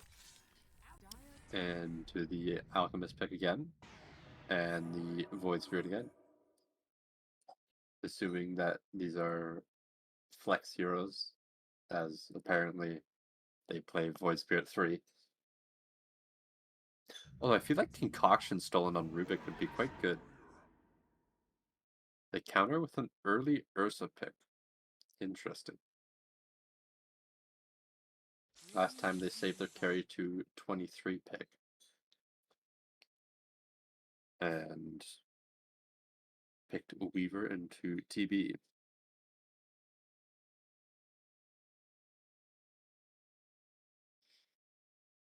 Dire team ban. They banned the Venomancer for the Ursa, obviously. They banned the DP, which was played last game by Pishta. Obviously not wanting to deal with it again. Last time they dealt with it by picking AA. I'm assuming they don't want to pick AA again. As Ursa can just purge it, and Rubik's Shard's also pretty good against Cold Feet. They banned the TB. TB is... does TB win against Ursa? I feel like that's a little bit... I feel like if you're ahead on Ursa, you definitely win that. But if you're ahead on TB, you just win it. You just get like a Scotty Hurricane Pike and you just stop caring, I guess. 5 seconds remaining. I feel like that one can go a little bit of both ways though. Dire team ban. It's not a clear cut counter. They banned the Nyx Assassin as well, which Buying Onions was playing last game. It appears they have a different drafter this time. 10 seconds remaining. I'll be real with you, I didn't pay attention to who pressed the button last game, so. I think Buying Onions was pressing the buttons last game. I mean, I guess in a league like this, it doesn't matter who your drafter is. Like, that's just the guy clicking the buttons, really. You know what? It's funny that we have the technology, right? We have the technology. We can figure this out. With buttons, you're right. Did you doubt me or something? Yeah, actually, I did. I mean, I'm literally the master of useless information. I guess so. And you're the master of useless historical information. I guess I figured this information was just too useful for you to know, so I didn't think you'd know it. I mean, is that really useful? In this exact conversation, yes, it is. But I mean, why would I point it out if I didn't notice that it was somebody different? You were spitballing. I don't know. I Seems do. like a I do that weird thing to literally spitball. all the time. What do you mean? Do you know that once upon a time I played in a league called 8012, and the way we drafted was everybody, like every time you made a pick or a ban, you had to give somebody else the captain role. And we didn't even like pick our own heroes, we just picked each other's heroes. And we won the league and went undefeated. It's fantastic. Lamau. So that's why I always notice who's captaining, because I always seem to check. It's like, are they gonna switch captains? But no, nobody's an idiot like us. Dire team pick. I know some teams have done it like here and there, but not for like an entire draft like that. I don't think. That's interesting. They go Grimstroke. Haven't seen that hero in a while. What was changed about that hero? I'm sure something, right? I mean, the hero was like unpicked almost, so I'm sure something got changed. I know something got changed, but I didn't know if it was anything big. I will scroll down and find it. I went past G. The Inkswall damage got increased. By a little bit. It got increased from 25, 35, 45, 55 to 25, 40, 55, 70. But at max level, that's only 210 damage. And I mean, then, maybe it's just the Ursa lane partner. I guess so, yeah.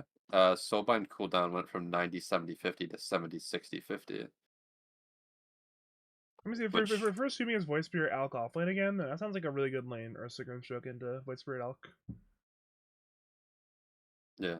But I'm not sure if we could assume that. I mean, there's a good chance one, if not both of those heroes will not be in that lane.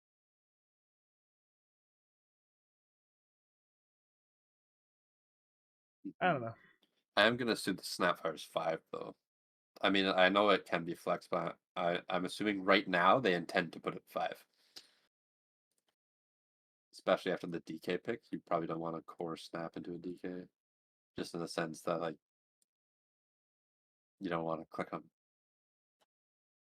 I mean, we will have to see. I mean, there's still. I think it's still flex in nature. Maybe they have one role they want to go into. Maybe it is 5, but they're definitely not committing to anything yet.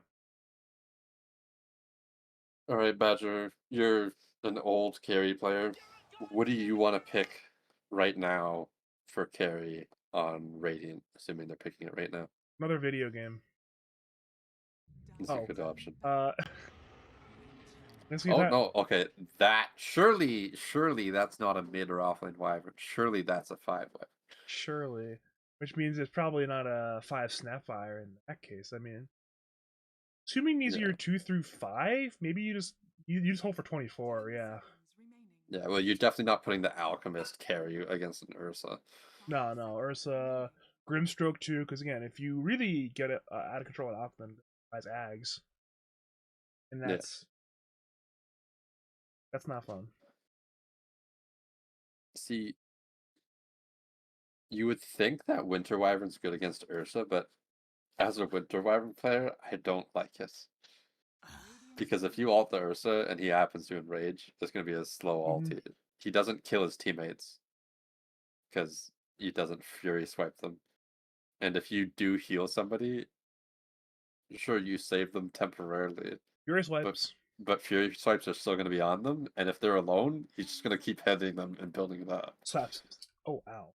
I was doing some like slapping motions in real life. There's some slapping motions. I slapped myself accidentally.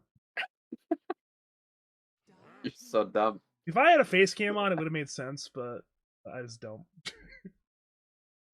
You're slapping the ice cube at that point. You know, eventually it's gonna break. Eventually you're gonna start doing damage again. We don't get to see the magnificent mustache. Oh, I need to trim it. Actually, it's out of control right now. It's getting too big. You're gonna bring in today's video sponsor of Manscaped. They are not interested in me. I don't think yet. But hey, if they want to waste their money, I can definitely do that. They advertise on everything. Don't they advertise on like YouTube videos though? Don't they? I mean, it's a couple Yeah, streamers to be do it, fair. but it's mostly YouTube videos and not streamers. Yeah. Well, I think it's only recent where like streams started getting sponsored. Well, they did. It's not enough like Manscaped. They do like like HelloFresh and Audible, and especially like other video games. You would pay them to play a video game, you know? Where it's like, oh yeah, it makes sense to say pay a streamer, I don't know, $5,000 to play this game for say 18 hours. You know, I think it exchange suddenly, but They banned Lifestealer when they have Ursa. I mean, Lifestealer just like buys items to. I mean, obviously it's still not a great matchup, but it's against the other three heroes. And you buy items to deal with Ursa, whether it's Aghanim Scepter, Halberd, whatever you got to do to just make the matchup better. So I guess there is teammates that he can just bomb in with. So you buy Shard as well. So if Ursa like doesn't have Enrage to purge it, and even you don't want to use Enrage on open wound. I don't think Lifestealer Ursa is as one side as it was back in antiquity. Back in the day, it was very bad. I don't think it's as bad anymore. It's still Ursa favorite, I'm sure, but it's no longer as bad as it used to be. 10 seconds just so you know, whenever I have to leave, I'm not going to tell you. I'm just going to abruptly leave. Can you? Remaining. Hey. No, you're just going to ask me a question. I'm just not going to be there. You have to. Fine, I'll tell you. It'd be way more based if I didn't. That was hilarious for you, but not for me. That's the Actually, whole no. point. Actually, no. Do it. Actually, it's not. I think the viewers will enjoy it. So, Noah, for the stream, I will let you do that. All right. Pugna. Pug? It was bad. I mean, it's good against Winter Wyvern, but I really don't feel like you needed to counter Winter Wyvern. Is that an I feel offline like Pugna, actually? Either that or off-lane DK with mid Pugna. But Maybe it's flex. A lot of the heroes who Pugna is bad against in the lane are good or bad in the Dragon Knight. So you know, Pugna's actually really good against Void Spirit, though. Huh. You're right. He has some high mana costs. He just shreds himself. He also wants to. I mean, say you go Pugna versus Void Spirit mid lane. He wants to right click as well a lot of the time, so you decrep him. Yeah. And sure, you can Resonant Pulse, but not forever you can. Especially if you... Well, especially if he goes 1-1-1 on Pugna, then you still want a Resonant Pulse to get a creep because you're going to hurt yourself. Level 1 ward's not that powerful. He would need like 2 or 3 points on the ward, but I don't think he's getting that many points on the ward early. You just Sand King hero, I think they're just... Wait, what? They do go carry Alk into the Ursa, they just don't care. So 4 Sand King, 3 Snapfire, mid Void. Versus 3 Dragon Knight mid Pug and 4 Grimstroke, 5 Rubik. I feel like Dire got the lanes they wanted. Except for maybe Ursa. Ursa might not like his lane as much. I think you swap Grimstroke and Rubik there. I think you lane I think you'd rather lane the Grimstroke with the Ursa than the Rubik, but Yeah, but they just might not be that players. Like I mean, I guess you can still play 5 from the offlane. Well, yeah, Literally anyone can yeah, I guess you can still correction. play 5. Anybody Yeah. but you can play Rubik. It's like the easiest hero in Dota. Dude, I actually started playing Rubik. I started playing it in pubs. It's It, not it, that bad. it's not hard at all. Yeah, it's Mhm. so incredibly easy.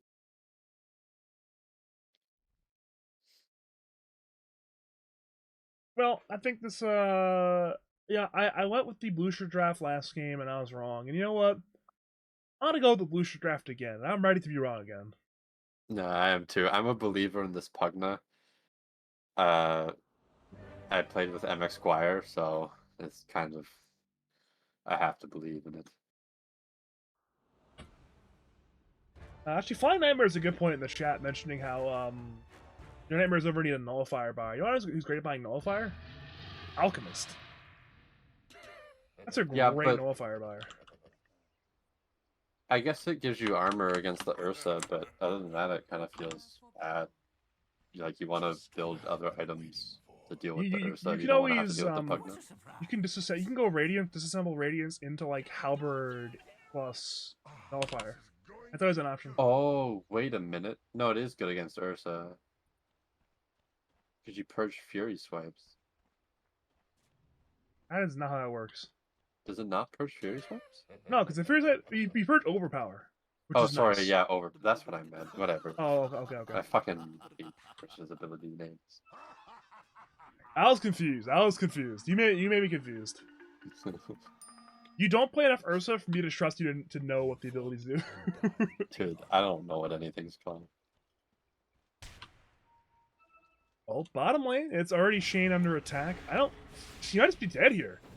Torque of Fate hits. Shane has Arctic Burn ending soon. He's barely alive. Ultra, skilled stun to run away. If you are just joining us, welcome to game number 2 of Make Bloosher Great Again. Taking on your Nightmare is over. A little bit of pre-horn action there. No first blood quite yet. My name is Badger. I'm joined by Artorius for a little bit longer. How you doing, Artorius? The battle begins. Not good. I'm very hungry. Understandable. I am hungry too. But you see, I cast better when I'm hungry. Maybe. Cast quicker, want the game to be overdone faster. Yeah, I can't really affect it though. That's It's more how like that works. it's you feel it. You feel the hunger. It's like you get emotionally invested because whether or not you eat or don't eat is dependent on the game. So you get really emotionally invested in. Is this some sort of tech I'm too stupid to understand? Where? I want you to look at top lane and tell me what is wrong with top lane. Play a lot. There's something very weird about top lane. Snapfire Culling Blade? Yeah, that's a little weird. No, it's not that. Not that. No, it's the fact that Rubik blocked his own pull camp. What? He blocked his own pull camp. I don't think that blocked. I think that doesn't block. I think that barely doesn't block. Is under attack. Wait, does that actually block? I don't know if it blocked because of the ward or because Reed stood in it. Yeah, we're gonna look at it in 35 seconds, and we're gonna find out.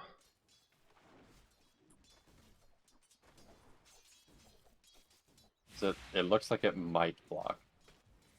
I mean, if it did, then there's no way, right? Either way, Cookie forward, top lane, Yeti is in danger already, and that'll be your first blood going to Diesel. And again, that's another good start there. They had first blood last game, though. After first blood, it certainly turned for the worse. But let's see what happens again this lane.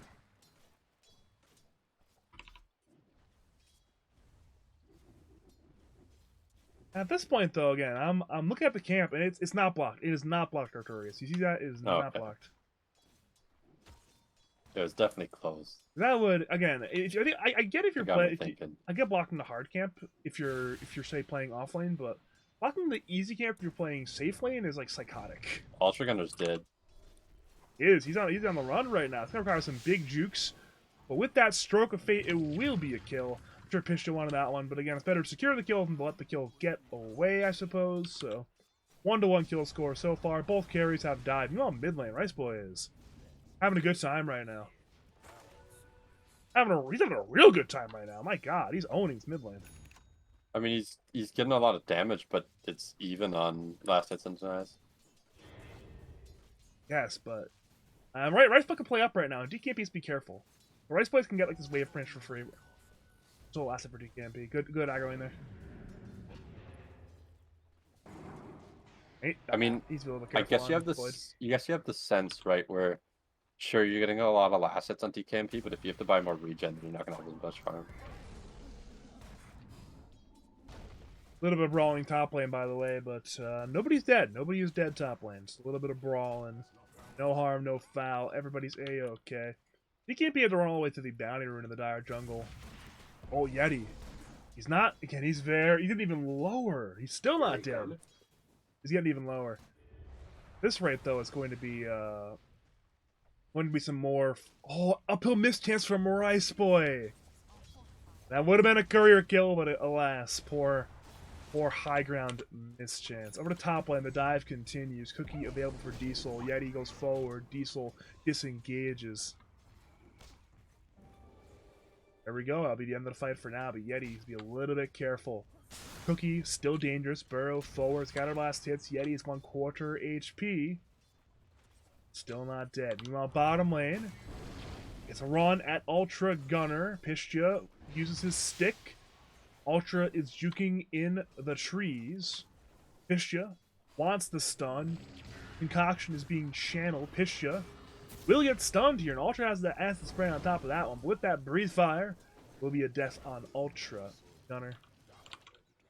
I believe Artorius is now gone, if I had to guess, but incorrect. Incorrect, no. You're still here? Yes, unfortunately. Huh. I thought you'd be gone, to be honest. Well, it takes a long time for girls to get ready. What can you say? Oh. What can you do?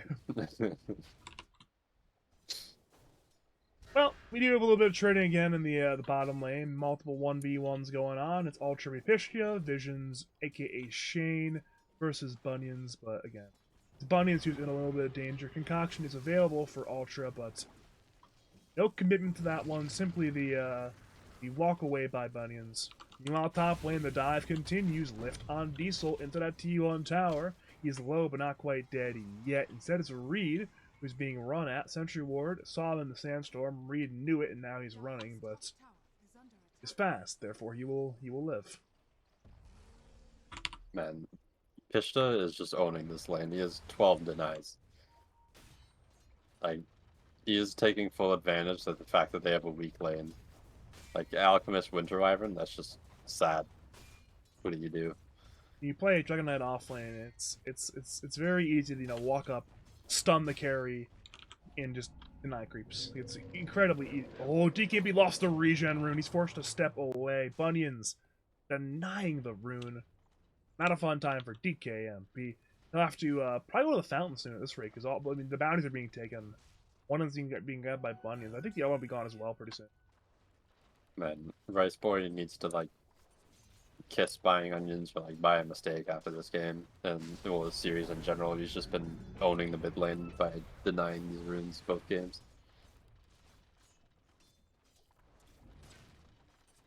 DKMP, even though the CS is pretty even, it doesn't feel fun to be DKMP right now. He's not having a good time. Yeah. Like, if you go over to net worth, yeah, he's just 300 gold up on the Pugna. Doesn't have to buy any regen or anything on Pugna. Yeah, he had to buy raindrops just to not take Pugna damage.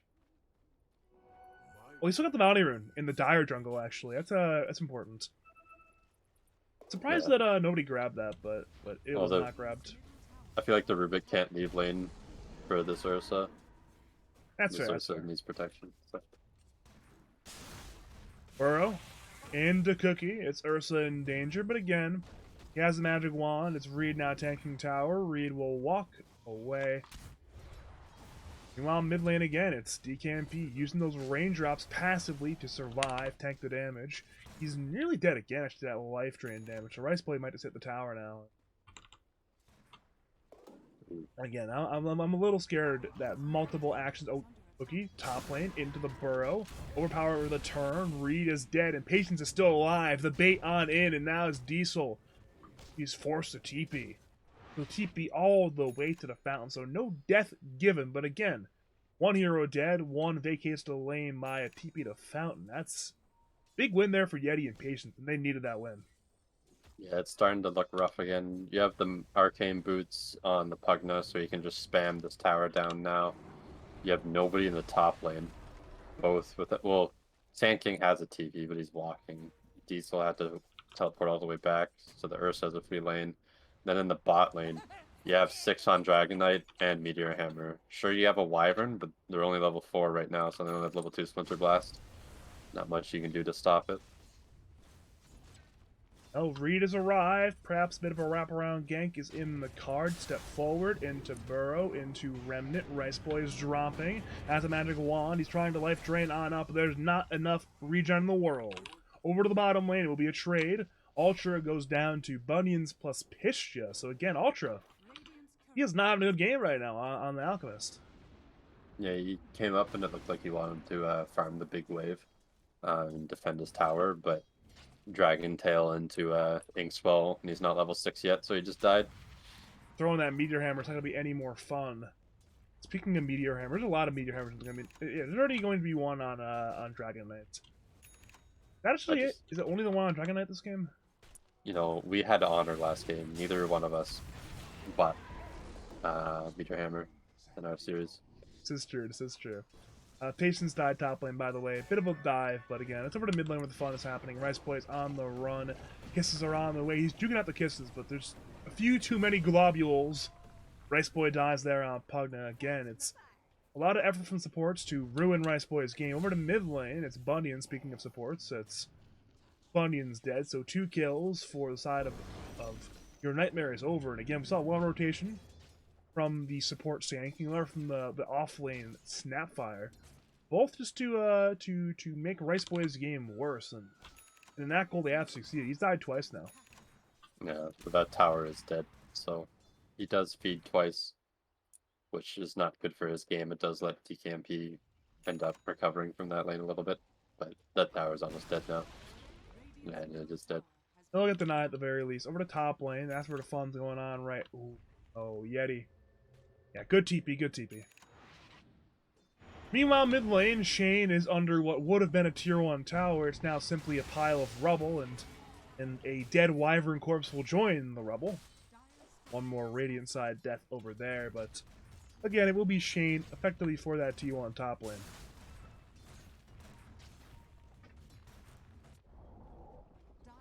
Yeah, but Ultra Gunner's not having a fun time. He has 2 Radiances queued up. But he is nowhere close to him yet. Still needs to find some space. Seemingly the case. Mid lane, DKMP is chain stun. That's all. Oh, the illusion rune! The illusion rune might save him. He assimilates the illusion rune! Yeah, an illusion rune of all things. That's literally the only thing that could have saved him. Yeah. Pugna now it's a curse on Pugna. Grimshark on the inside. Patience lifts Wyvern back, but it's a mech from Diesel to save the Wyvern. Illusion rune, a 1 in 12 RNG in a skill-based game. This is what I mean. It's just a rigged stand-in. What can you do? He's too good. Now it's Pistia hunting for more. So you know what? I don't need the DKMP kill. I'm going on Shane. Problem is Shane has the Embrace, and he'll embrace life for the time being. Pistia is still hitting. Bunyan's nearby. It's a bit of a brawl. Epi in the way from Reed. Reed is a Blink Dagger. He's at a Burrow Strike. It's there on Dragon Knight. So it'll be Shane kept alive. Kisses now canceled by Patience. Spell will be stolen. That'll be the Kisses for Patience if he survives. But it seems like he's about to die. There's 4 heroes running at him. Bunions and Rice Boy are in the way. Step forward, dissimulate, Kisses in the way from Patience. There's no cancel, actually. Diesel nearly dies to his own ultimate. Has so much damage, he's dead! The stolen Kisses. Powerful ability there. It's always fun to do that one for sure. No doubt about it. Wouldn't know. Well, this is giving Ultra Gunner space, so he is recovering. Space getting for close Ultra. to that Radiance.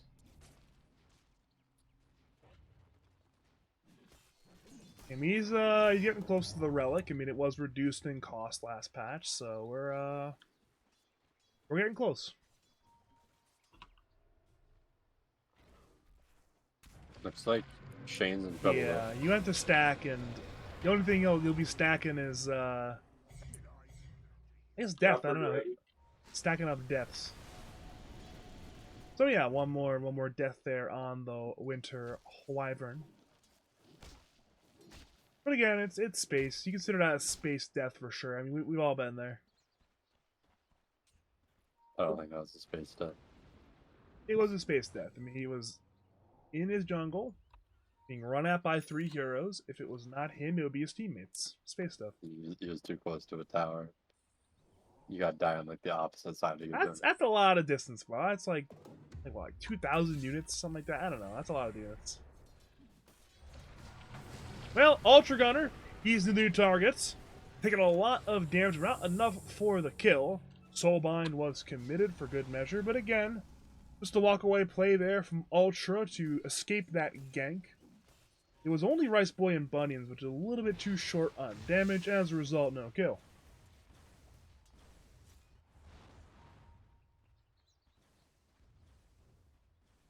Well, looking like 15-minute Battle Fury, maybe 16-minute for Icy Eddy.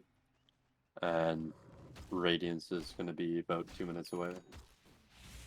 2 or 3. The both carries on our... Oh, wait a minute. DKMP's TP was canceled. That was a broad daylight TP. With the simulates. Going forward for Patience. Stepping on in. DKMP is going off right now. He wants this kill. Stepping forward. Now Patience has stepped. He steps forward. Using both steps for DKMP. The simulate is used. The juke to the east, but he's stunned by Pistia. Meanwhile, Rice Boy dies bottom lane. It's a mid laner for mid laner trade. Both mid laners fought 1v3 and both died 1v3.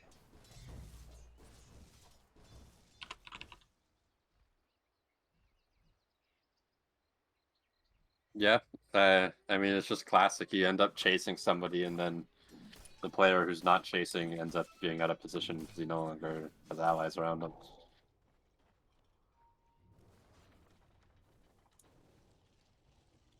Well, we are back to farming. If you're a fan of farming, it's time to accelerate said farming. The Bee Fury, there's enough gold for it, and one more creep for Yeti, and the Radiance is again almost there as well. 300 gold for Ultra, so They're about the same amount of gold. Meanwhile, Shane is very low, by the way. Good joke, but Shane is dead, by the way. You know, despite this being an alchemist, somehow Dragon Knight, of all people, is keeping up in farm.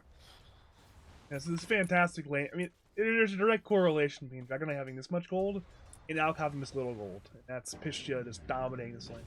Blink stun on DKMP. That's a very dead Void Spirit, by the way. You got nothing off there. It's just 100-0 chain stun. I think he was committed by Diesel, but again, no way out but death. I mean, if he casted ability, he would have died to Pugna Ward. Yeah, you didn't have the ability to use an abilities. I'd rather die on Pugna Ward, to be honest, but what can you do? I wouldn't, to be honest, because it'd be like, I could have Oh, Artorius TP was canceled! He was farming top lane! But Pistia, again, the right place, the right time, the map awareness, off the charts, and now Ultra. I mean, sure, you have life, but you have no TP. And you have no teammates even remotely close. Stun. It's a self-stun. Correction about the self-stun and the Dragon Knight stun. Patience with a stolen step and steals Concoction! Goodbye, Ultra Gunner! Rice Boy claims that kill, and then Reed's nearby has FB and Blink, but it seems like it's too late. Radiant Scan. It barely hits Patience. Wait a minute, it's pulling forward onto the Grimstroke instead. Kisses and FB both committed. Bunyan's dead. Patience is running a Concoction stun. The Sand King, the Kisses do not finish Patience, but the DKMP will stolen Epi! Stolen Epi kills the Sand King! He stolen channeled Epicenter! And that killed Sand King! And now Pistia has a stun on Diesel. Diesel has been decrept to attempt the TP. It will not be successful. The curse did not hit onto the Pugna. As a result, again, you get more kills on the backside there. Make Bloosher great again. They're fighting really well right now. And during all this, guess who's farming? It's Ursa Bear by himself, hitting creeps. Nice Yeti. Nice Yeti doesn't want to kill anybody. Nice Yeti just wants to hit creeps. Creeps have feelings too. They have families. I mean, they're literally with their families. You're going into their home, their full family. You're just like demolishing them. Like, you know, this is much more cruel than killing, say, I don't know, like Void Spirit. That dude's like evil, right? Alk is definitely evil. Look at this little goblin dude. That's the alchemist. That guy's definitely evil. We gotta free the ogre. Like, I don't know, man. I think the ogre is too stupid to realize that he is being used. I think he knows it. He recognizes that he can't stop it. You know, it's. I don't know. You gotta kill Alchemist. That's a bad hero. That's a bad man. You gotta kill Alchemist. Free the ogre. But the alchemist freed the ogre from prison, didn't he? Isn't that the lore? I don't read the lore. Why do you Like, think I read the lore? He used the ogre to get them both out of prison, or something. I don't know. We didn't know how long they were in prison for. I mean, maybe like the ogre was in there for like, I don't know, like a week on disorderly conduct, but the alchemist is in there for life for being an evil alchemist. I don't know, man. We don't know the sentencing there now. We don't know what crimes did the time. Well, Blink stun on Wyvern. Oh, Jesus, that's a lot of damage. Oh no, he gave up level 4 Splinter Blast. Not fun. There's a lot of good Rubik spells this game. There's a lot of good results every game. Yeah. There's never a bad game for Rubik. Never.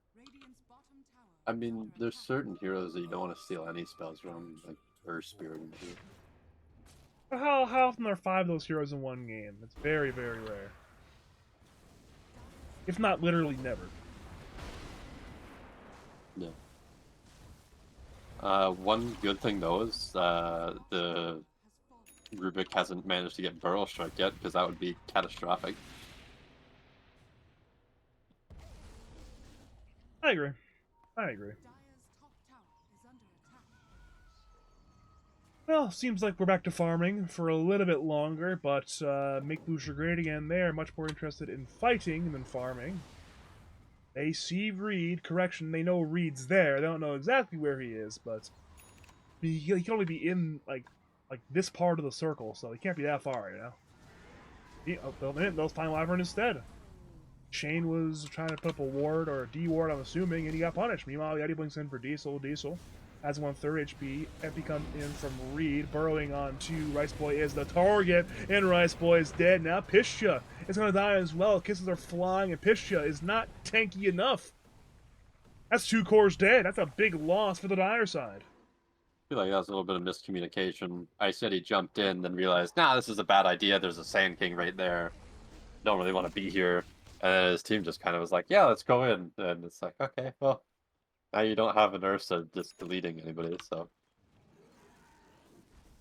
Well, those are definitely not the mistakes they can be making. Again, this is not ideal mistakes to be making. Yeah, for now they still have the net worth advantage against the Alk, but if you keep making those mistakes, you're not going to for long. Mm-hmm.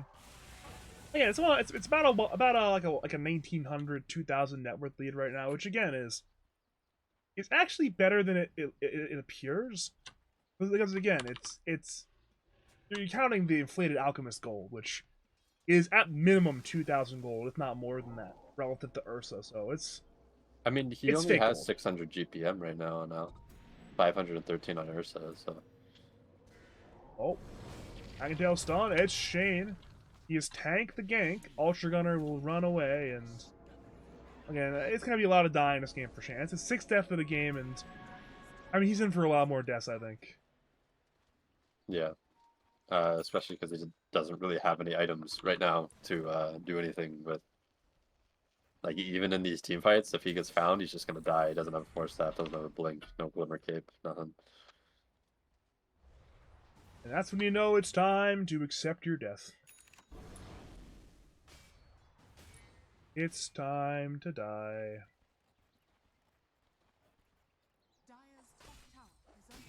Is Ice Yeti just... Oh, okay. Ice Yeti had a BKB in his quick buy, and he only had about 1,000 gold. That was about like 2 minutes ago, and I just looked at his quick buy and it was bought out, and he does courier coming out. Like, did he just get like 3,000 gold to buy a BKB? But no, he ferried out a Basher. And I was like, that's a little bit more understandable. That was about to be really scary. I mean, it's still scary with the Basher again. If you can like, get on top of the Alchemist, get on top, especially the Void Spirit, you know, ruin his game. But for now, it's no BKB still into the Radiant Tri-Camp. It's Shane tanking the gank. Reed's getting pinged out right now, but it's only going to be Shane dying. And again, if you have to choose one person on your team to die of these ganks, it's Shane every time, and he's dead every time, so it's convenient. Yeah, but the problem is you're still losing map control. Like, they're freely allowed to get these kills on your pause 5 because, like, you can't sit there and defend the high ground. It just feels bad. But DKMP definitely watched the games last time. Ratos Ninos from DKMP cutting the wave, and again, it's very hard to deal with it. I mean, you need to be in the right place at the right time, always, to stop these wave cuts, so it's wave cutting time. This feels bad, though. Like, DKMP just went and cut the top lane. And you think that would make space, right? Like, 4 enemy heroes rotated to it. Alchemist hit 0 creeps during that time. You didn't have any creeps to hit. Ouch. So, like, you could say space created, but it almost wasn't. I mean, DKMP did his job. He did his part of the... Oh! In lane, Epi and Burrow both committed. Pistol was alone, farming it up. And just like that, the remainder of Bloosher are top lane. They'll get that T1 tower, but without Dragonite, there will be no further push. Looks like they want to go for a fight here, though, and Rice Boy is out in the open. I mean, he's definitely not the... Oh, God, he's incredibly in the open. Cookie. The link forward. Wait a minute, that's not the way it was intended, but it might work out anyways. Remember to hit on Rice Boy. Funyuns is dead, and so is Rice Boy. That's definitely not the intended behavior from the Radiant side, but mission well accomplished. That's 3 kills actively in terms of death timer. And again, Patience will put Shane onto a high ground, but he will get cookied off the high ground. As that happens, is Roshan under attack, and it seems like barring a big fight at the Roshan pit, he'll go to the Radiant here. No smoke. Pistia. Seems like he wants to go in or waiting for Bunny for the smoke. But it's too slow. It's a slow TP. They might just be too slow here. 4-man smoke. Inkswell blinking by Pistia. Onto. He sounds Roshan, but now it's Inkswell still ultra dead. Curse on 2. But DK is still fine. Epi was used only on Curse targets, and now Curse is stolen by Patience! It's Reed dead, it's Ultra dead, Curse stolen, stepped by DKMP, but who gets it? It's Yeti who gets it! It's a stolen Curse! He's stacking up, Fury Swipe stacks, goodbye, DKMP! Triple kill for Ice Yeti! Huge Roshan fight for Make Bloosher great again. I thought they might be too slow, but they were not too slow. They were just in time.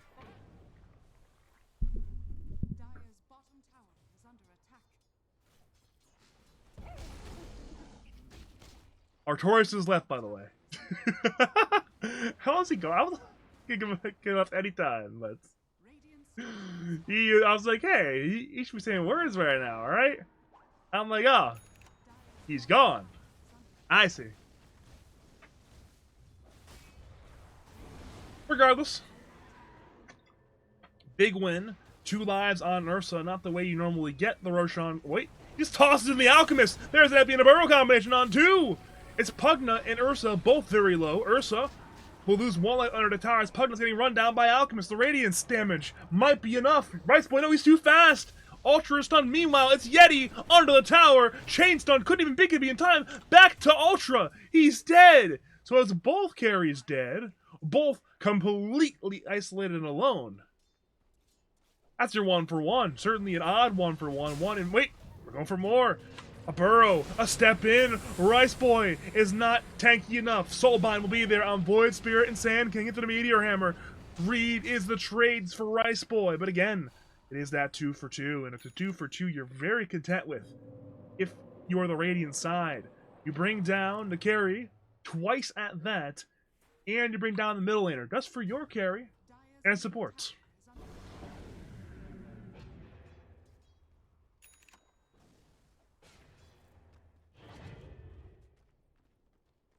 Ooh, this is, again, this game is definitely staying spicy right now. Make Bloosher great again, remain in the advantageous position from what I can tell, but it's still anyone's game to lose. I would give the Dire maybe like a 60% chance to win. In Dota Plus, they agree with me. Oh, okay, it was 60, it's now 61%, but again, that's about what I'm thinking. I think me and Dota Plus are on the same page right now. Who gets tossed in? It's a creep. It is Snapfire Ags, and of course, every time you see that, it's always a little bit hilarious to watch. And you saw it in the last fight, just toss in the Alchemist, just chuck him in there, let him deal with the fallouts. Epi, Burrow, it'll be on 2, stun on Rice Boy, 2 down at the hands of Ultra Gunner, Bunions. That's an ambitious TP. Oh, never mind, it did not work. Triple kill for Ultra Gunner. He died in the fountain to the Radiance Burn, I think it was. That's unfortunate.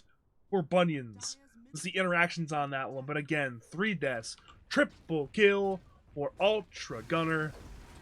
And the immediate win probability swing. The immediate, that's a 15% swing. Win probability added 15% from a big Burrow Epi play at the hands of Raid.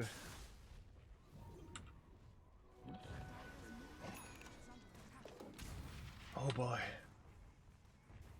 Now it's a little more scary. Ursa remains very far, but again, it's Pugna dying. It's Dragon Knight dying. They're beginning to fall off. They both have big KBs, so the fights are still possible, but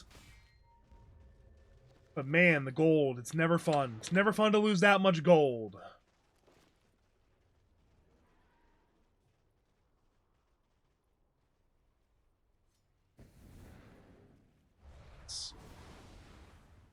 Because Roshan went down the way it did, Aegis already lost. I mean, both teams already had that second Roshan in their mind, but both teams know it's going to be a while until the next Roshan. It's going to be at least 4 minutes, up to 7 minutes. So again, we're going to be a while away from that second Aegis with free shard in tow. Ursa already bought his shard. A lot of key shards have already been purchased. But both teams have shards they would like to get. I'm sure Void Spirit would like his shard. I mean, Alchemist, again, alright shard to have. Wyvern, actually, Wyvern shard would be really cool to get for the Radiant if they get second Roshan. For the Dire, it's only Pugna without his shard, which is obviously not as great. But again, having that cast range on Netherward's still nice to have, so. Yeah, both teams can utilize the free shard from that second Roshan. And again, with Ursa on that Bloosher side, all he needs one nice pickoff and Roshan will be a lot easier. But again, that Roshan pit area, it's claustrophobic. It's a hard spot to fight in. You saw it earlier. Blink on in there, you throw in everything. There, in that area, it's probably going to go well. And again, say you're Ursa in that pit, Radiant throw their load on in there, Epi Burrow, Concoction, Mortimer's Kisses. There's a lot of spells to throw on in there to ruin a Roshan siege. Both teams have a similar idea. Smoke up on 4. And again, it's mostly a vision smoke, a repositioning smoke to move across the map, get a little bit more farm in. Gameplay still plays the top lane. He is actively waiting for a creep cutting opportunity. Dire for their part.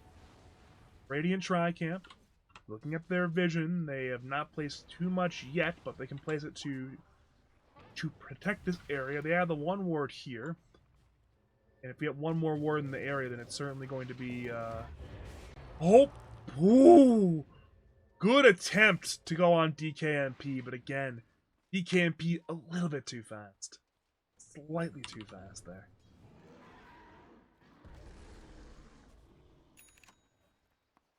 ever too slightly fast step away there. If that Inkswell worked, Inkswell into Dragon Tail like that, that would have been absolutely huge to bring down DKMP. And no BKB. No way out, I don't think, but again, Void Spirit, quite the agile hero, hard to bring down in that fashion.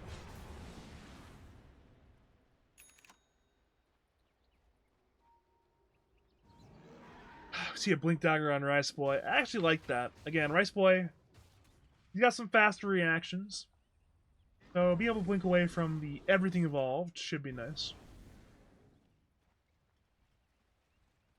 Radiant again, our smoked is 4. Into the dire jungle. Running towards the Rice Boy. Again, just got that Blink Dagger, but no, from the fog. 100-0, huge chain stun action there. Again, you would need a perfect, possibly even an inhuman reaction from Rice Boy to get away there, and the inhuman reaction did not happen. Bloosher still play that Tri-Camp as 4. They want to fight, and they're going to go on Ultra Gunner. They need to ensure he does not BKB. Soulbind, Lift Up, Curse.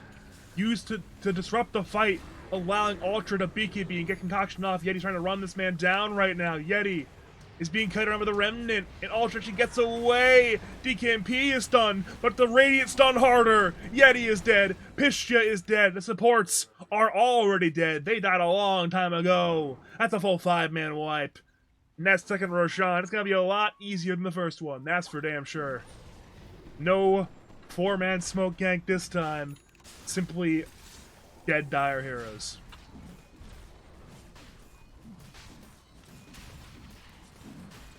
And again, great play there from Your Nightmare is Over.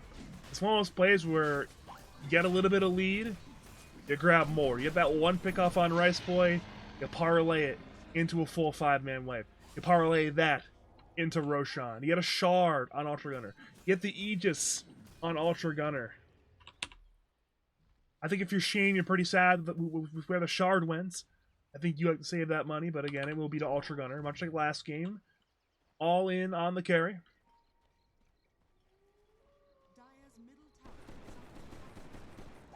As a result, we're doing a little bit of sieging. A little bit of push mid lane. A little bit of push top lane, but no rush quite yet. You still have over 4 minutes.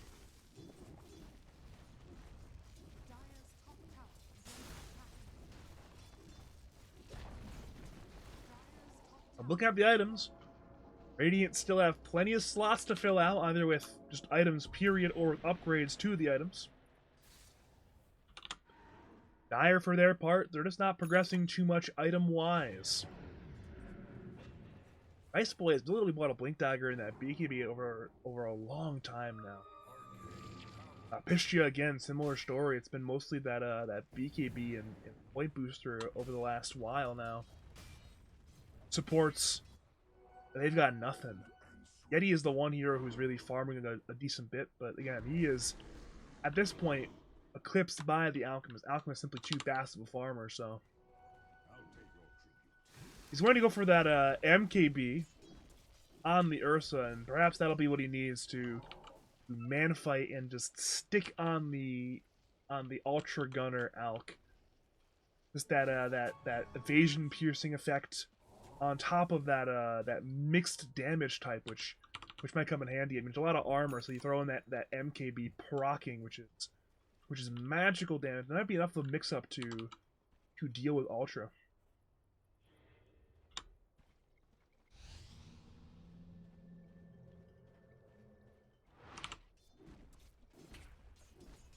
But again, if you make Bloosher great again, we're rapidly approaching the territory where your season is on the line.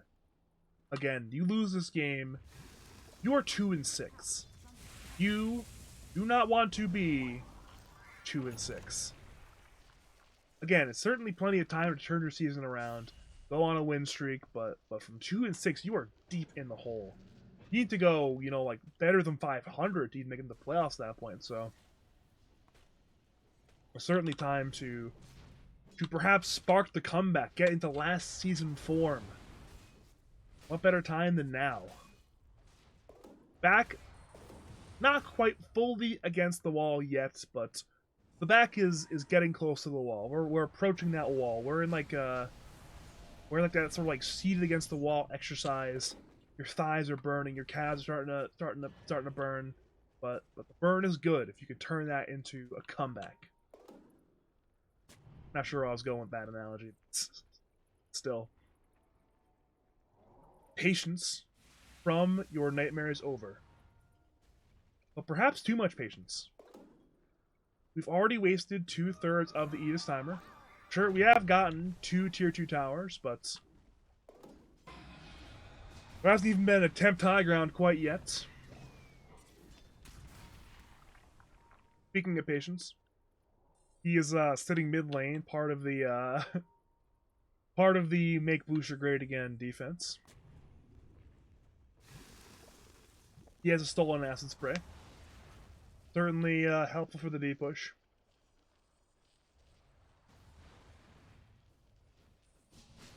They have a wraparound gank from Ultra and Shane. At Radiant Vision, they know something's up. They don't see anybody quite yet. Concoction is channeled. Rice Blade blinks away, but no. Ultra, no, he can't even stun. He stunned himself. Rice Blade to BKB, and now Reed has a burrow, but it's only on Pistia. Pistia got away. So an unsuccessful wraparound. And we are running out of time on that secondary life. Wait a minute, they didn't even grab this with the mid tower yet. There's only been one T2 tower grabbed during that Aegis timer. Remnants. Misses. Ultra sieges. He's hitting that T2 mid. His team sits behind him. Pistia wants to jump, perhaps. But again, Pistia, he's not going right now. He's being patient. He's waiting for the right opportunity. D2 tower, though, is dead, so it was 2 tier 2 towers grabbed by the Radiant side. And again, you get the free shard, you get the 2 towers, and probably most importantly, you denied Dire the ability to get said Aegis for Ursa.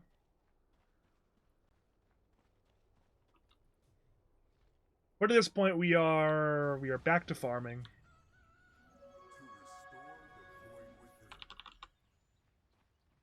We return to the state of agriculture.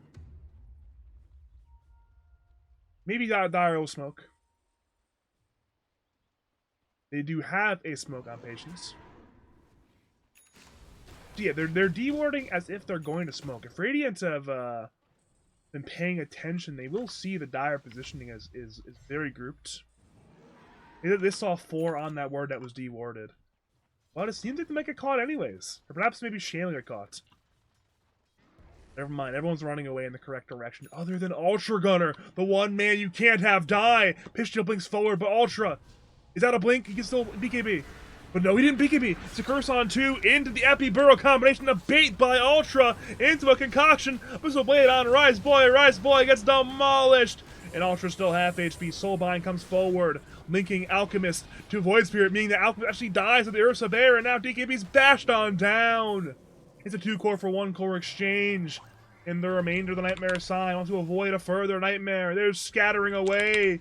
But now not Diesel. Yeah, it's going to be Choppa and Shane going for Patience, and sure, they bring down Patience, but it costs them Reed. Ends up being a 3 for 2. A big win there for Make Bloosher great again, no doubt about it. But the question is, how much can they get out of the win? Pistia is in the middle lane. Diesel stuns, but he gets stunned as well. Radiant Glyph to kill the wave. Shane is kiting. Pistia has no BKB. He does have no more free pathing, actually. His ulti just ended at the wrong time, but he's in this with Trickster's Cloak. Kill. Perhaps blink down. He's holding the blink, never mind. Instead, it's a Meteor Hammer play, middle lane. Yeti is nearby as well. The Gobble Up sends in a creep to stun Yeti temporarily. Yeti actually needs to be careful. He's only half HP, has no BKB. Neither does Pistia for that matter. And Raid is committed. Pistia is now only 1/3 HP. He'll Trickster's Cloak running away. And he will run away. But again, relatively successful post-fight defense.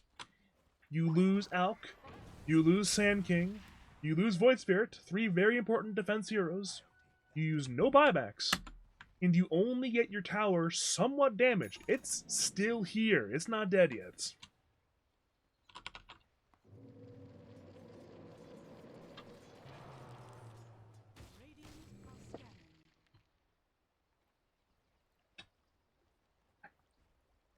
For now,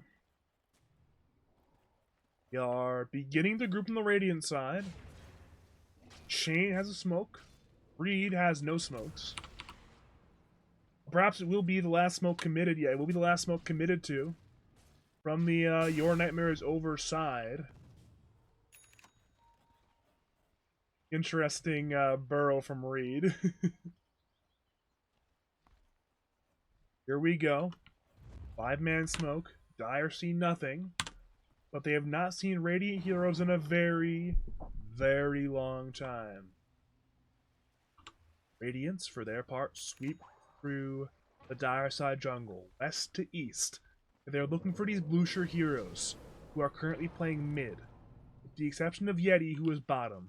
Back to mid. The Radiant are arriving at mid. They're now playing behind the Dire side lane-wise. They're in the Dire mid lane. Reed blinks forward, burrowing only on the Grimstroke. In comes DKMP. In comes Ultra. They 100-0 Bunnions, who buys back. Now Yeti wanted to go on Ultra, but he's cursed on up by Shane. Abyssal Blade on Patience. Patience burrows away. Supports are dropping. Wyvern dead. Rubik dead. But Ursa is dead. Wyvern buys back. Soulbind remains active from the buyback Grimstroke. Alchemist has self-stunned. Riceboy is in danger, but Pishja wants to say, but no! A 2-man burrow into the Alchemist hits Riceboy dead. Pishja dropping. DKMP dead. Pugna buys back. Reed is dead. Ultra somehow still fighting, but no! He's brought down by Yeti, who has way too much damage in the post-buyback state, and now Yeti wants more. He wants a full 5-man wipe. They're going for Shane. Shane has the embrace, but there's no way out but 6 feet under. That's a full 5-man wipe. Make Bloosher great again. Had to use a lot of buybacks. 2 cores, Pugna and Ursa, on top of Grimstroke. But it was a 1 fight. They checked Roshan. Roshan was not alive yet in the cores. With no Roshan in sight, we'll want to go mid. Roshan's alive in 4 seconds, but neither team knows that. They know it can be alive, but they don't know that it is alive. T3 mid. Now dead. Yeti on the siege. Meteor Hammer from Pishya hits. Both racks will fall. Now, Diesel has used his buyback as well. He's setting up in the correction. He's all the way backing to the fountain, not wanting to feed away. That does mean the T3 bottom is dead. We may just see 2 racks. Again, with Radiant having these buybacks, Dire don't know that. But they do know that they have not used buybacks. Looking at the status, it's a lack of gold for DKMP, a lack of gold for Reed, a lack of gold for Ultra Gunner. If Dire knew what we knew, we may have seen a throne attempt. That could have been thrown in time, but of course they didn't know that. And they instead go for the more consistent play, the double rack siege. And again, it is dead. Bottom is dead. That's 2 sets taken, and they're going to parlay that one into Roshan. Radiant are alive finally, but not fast enough to get to Roshan. Yeti, who used his buyback, will grab the Aegis and the Ags. Cheese will go to Pishya. So Riceboy will be the target to jump. No Aegis, no Cheese, and no buyback. Reed, with a Radiant gank, leads the way. Pishya breaks his gank. Pishya uses ultimate. Blinking on Reed! Big jump on Sand King, but no follow-up. Curse. It's only on 1. Yeti blinks in. Abyssal blading Shane. Shane has the invis. There's no detection. Ultra's BKB. Looking for the backlines. Patience has an Aeon Disc. Raceway's a BKB. Ultra is now trying to turn back over to Yeti. The Abyssal blade again. That's 1 life lost on Yeti very, very soon, but he's not dead quite yet. He's still surviving now. His life is lost. There's a 2-man Soulbind. An Alchemist and Snapfire. Both are in a lot of danger right now. Dire on forward. The burrow hits on only 1, and now Yeti wants Ultra Gunner. The bash on Ultra, but he's embraced, but now he's self-stunned. They know he's there, and the follow-up. Ultra is being jumped on. There's gonna be no bite. If they can kill him, he's dropping, but he's still alive. He's somehow fighting. Now dead, but so is Yeti. Both carries in the grave. Pugna dead. Dragon Knight dead. All cores on Bloosher. They're dead. Now Patience is on the run. He's stunned. He's dead. Bunions has to flee! Your team, they have perished and you have no buyback. The fight, it turned around. They used so much to kill Ultra Gunner, and they succeeded. But at what cost? They lost so much. Pistia has to buy back. Rubik has to buy back. There'll be a 3v4 with no Ursa and no Pugna. The one saving grace, there will be no Alchemist. He still cannot afford a buyback. So the main sieging units, the Alchemist, will not be there. But again, you get a fight win like that, you have to get something. You at least want to get something for morale's sake. But can you is the problem. Rubik will not have to use his buyback. DKMP is tossed into the base. The remnant over on Bunions. Bunions is dropping, and if he dies, he has no buyback. The lift on up by Patience will save him, and now it's going to be a Hex on Shane. Shane has been isolated. That's a dieback on Winter Wyvern. So if you're wondering what Radiant got out of a dieback Ursa and a dieback Pugna, the answer is about 300 damage and a dead Wyvern. An absolutely weak return for the fight win. What can you do?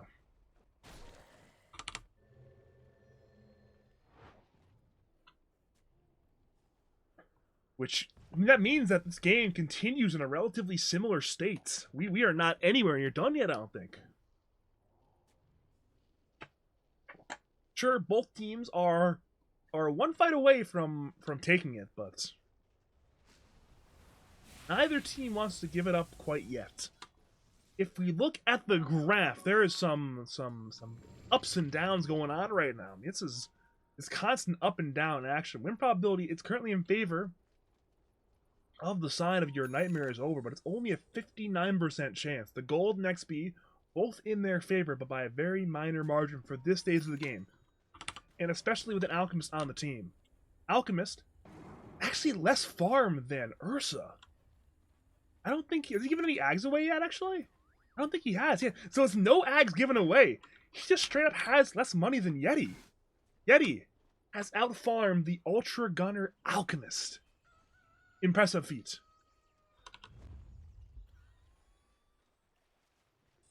Five-man smoke gank from Make Bloosher great again. They know the buyback status may still be bad for the Radiants. As it currently stands, Radiant have 2 buybacks. But importantly, they do not have one on Ultra. Ultra is short on gold. Both teams are now smoked as 5. This could be the fight. Pistia leads the way. Smokes have broken. Pistia does not want the blind blink. Neither does Ultra. Nobody wants to go in blindly. Ultra blinks away. So neither team will commit on the smoke. A little bit of footsies going on, and neither want to be the one to jump first. And as a result, we return to this little tense state. Neither team wants to give away a lost fight. Both teams want to wait for buybacks. Radiant, for their part, have all 3, 4 buybacks. It might just be go time once again if you can find the right engagements. But with Dire's buybacks coming up in about a minute, perhaps they will just wait around. They'll say, you know what? We will take an even fight when both teams have the buybacks. And we will win that fight. That'll be the idea.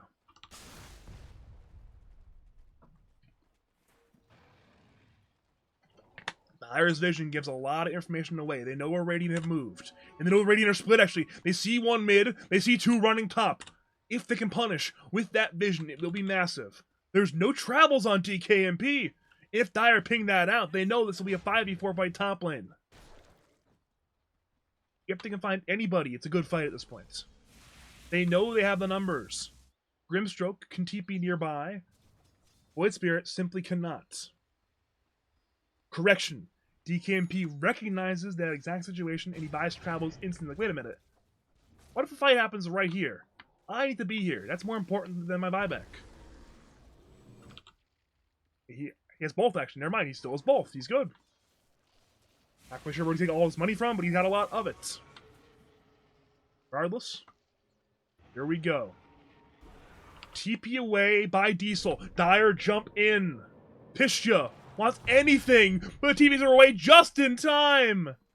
Both of those TPs were so incredibly close to being caught. But neither were caught.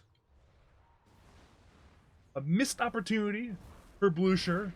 A great escape by Nightmare.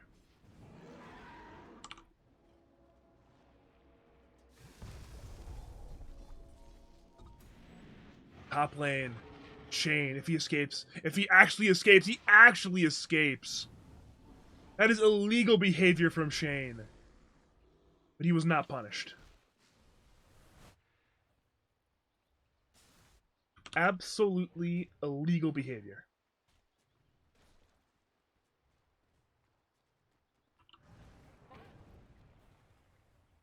That does mean we are back to tension. We are back to farming. Both teams knowing that one mistake could be the difference between win and loss. One outplay could be the difference. Your nightmare is over. It's finally a chance to not draw a series or make Bloosher great again.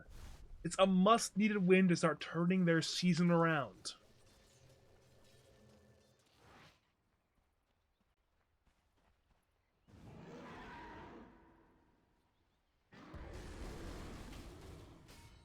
In the venue might just be the Roshan pit. Fourth Roshan will be here very soon. It's been about 8 minutes since the third Roshan died. We're going to find out soon when the fourth Roshan is respawning. And it's a very late respawn. Not great for Dire. They have positioning right around the pit. And they have Ursa. But there is no Roshan to take.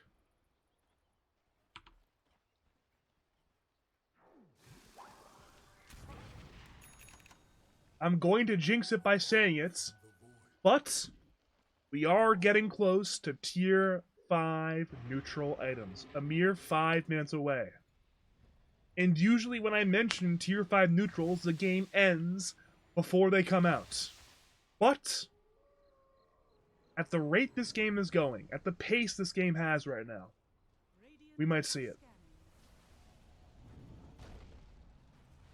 Roshan could be the flashpoint, however, again, it's still 2 minutes away. Both teams know it can be live. They're checking it. However, Roshan simply has not arrived in the building yet.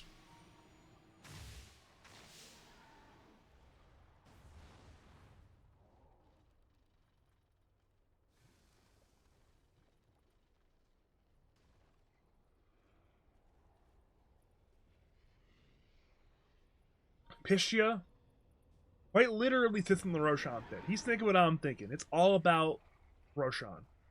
It is all about what is inside the pit. The Roshan, and perhaps the accompanying fight, is it. That is what we've been working up to for nearly 3 hours now, between Game 1 and Game 2. As time goes on, we are getting more and more key items. Again, Snapfire is 25, has Daedalus, has the multi-shot. I mean, Reed level 26. That's a big 25 talent. The Sandstorm, slow and blind. Shane is... he's not at that 25 yet, but he'll be there eventually. EKMP, he's 27, working on a Lincoln Sphere. That'll be a 6th item when he gets it. Okay, he's an Assimilate Roots talent. Not quite as powerful as the old Assimilate Stuns talent, but again, strong talent. Ultra Gunner. He's 6 slotted. He's only level 25, but he's working towards a Moon Shard. He's working towards level 30 eventually. On the Dire side, Yeti. Level 28. He's 6 slotted. Has the Consumed Ags from Roshan, I believe. He'll, of course, want to perhaps buy another item for the Shreds at some point. And now Roshan has finally respawned. Radiant Smoke is 5. They're in the middle lane. Dire still have only Ursa in the pit. Yeti is hitting it right now. Radiant, they're wrapping around. It's a long wraparound gank. Perhaps they'll find Rice Boy. Rice Boy's in the low ground. They're about to see him, but no, it's too late. Roshan to Yeti. There's things in the pit. Burrow misses. Epi active. Pistol blinks in. Ultra is fighting Yeti. It's hitting, but at this point, it's Ultra in the middle of a huge man fight. The bash on Rice Boy, but a curse. Is it enough? Ultra is still being hit. He's dead. That's 2 down. Sand King gets the buyback. Ultra has the buyback if he wants to use it.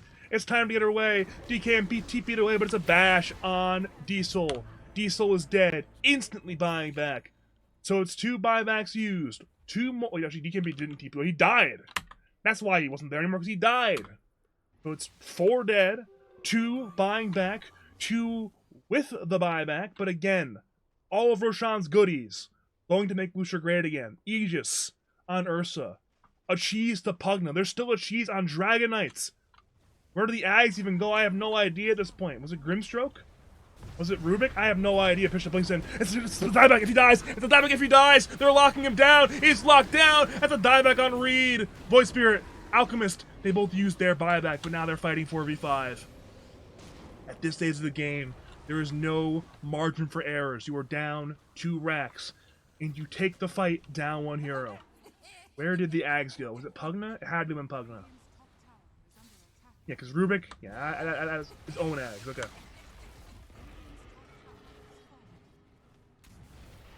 Still. Ooh. This is a scary situation before your nightmare is over. They know their base is slowly dying. They simply cannot let their base die like this. Piscio walks forward. He's invis with that Trickster's Cloak, hitting melee barracks. Remnant is dodged. We're playing with a minefield of Astral Remnants. Apicia's here to play Minesweeper. And the racks are dead. Range racks dead. Melee racks dead. Megas secured by Make Bloosher great again. And again, we are coming up on a minute. Oh, it's a jump on Ultra Gunner! If they kill him, he has no buyback! The bash, the embrace, trying to save. Yeti wants to go in. Diesel will save! The save from Diesel! A curse on Yeti to delay for the time being. The good save. But again, the buildings are under attack. The Meteor Hammer hits. Yeti is still in the middle of tier 4s, has 2 lives. Diesel's doing a lot of damage, but it's in comes Pishku with an AoE Dragon Tail. The lift on up as well. Massive damage. Massive damage. Ultra Gunner dead. Diesel dead. Shane dead. Your defenders are dead. And the GG is called. And just like that, game number 2 will go to Make Bloosher great again. A win they desperately needed. They now move up to 3-5. They are only 2 games under 500. And for your nightmare is over. For the 6th straight series, they will 1-1 draw. They are now 6-6.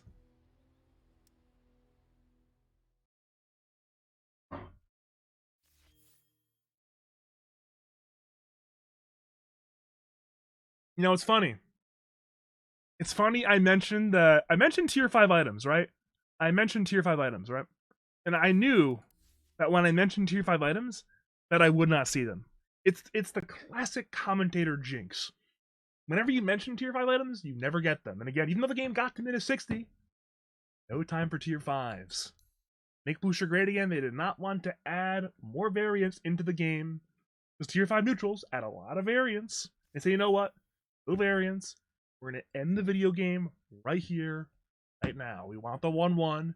They got the 1-1. This graph, this is definitely looking at a sort of an arithmetic heart monitor. This is up and down constantly.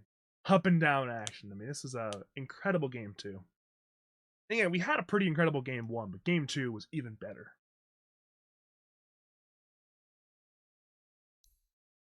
At this point, I'm tired. My voice is tired. I'm done for the night.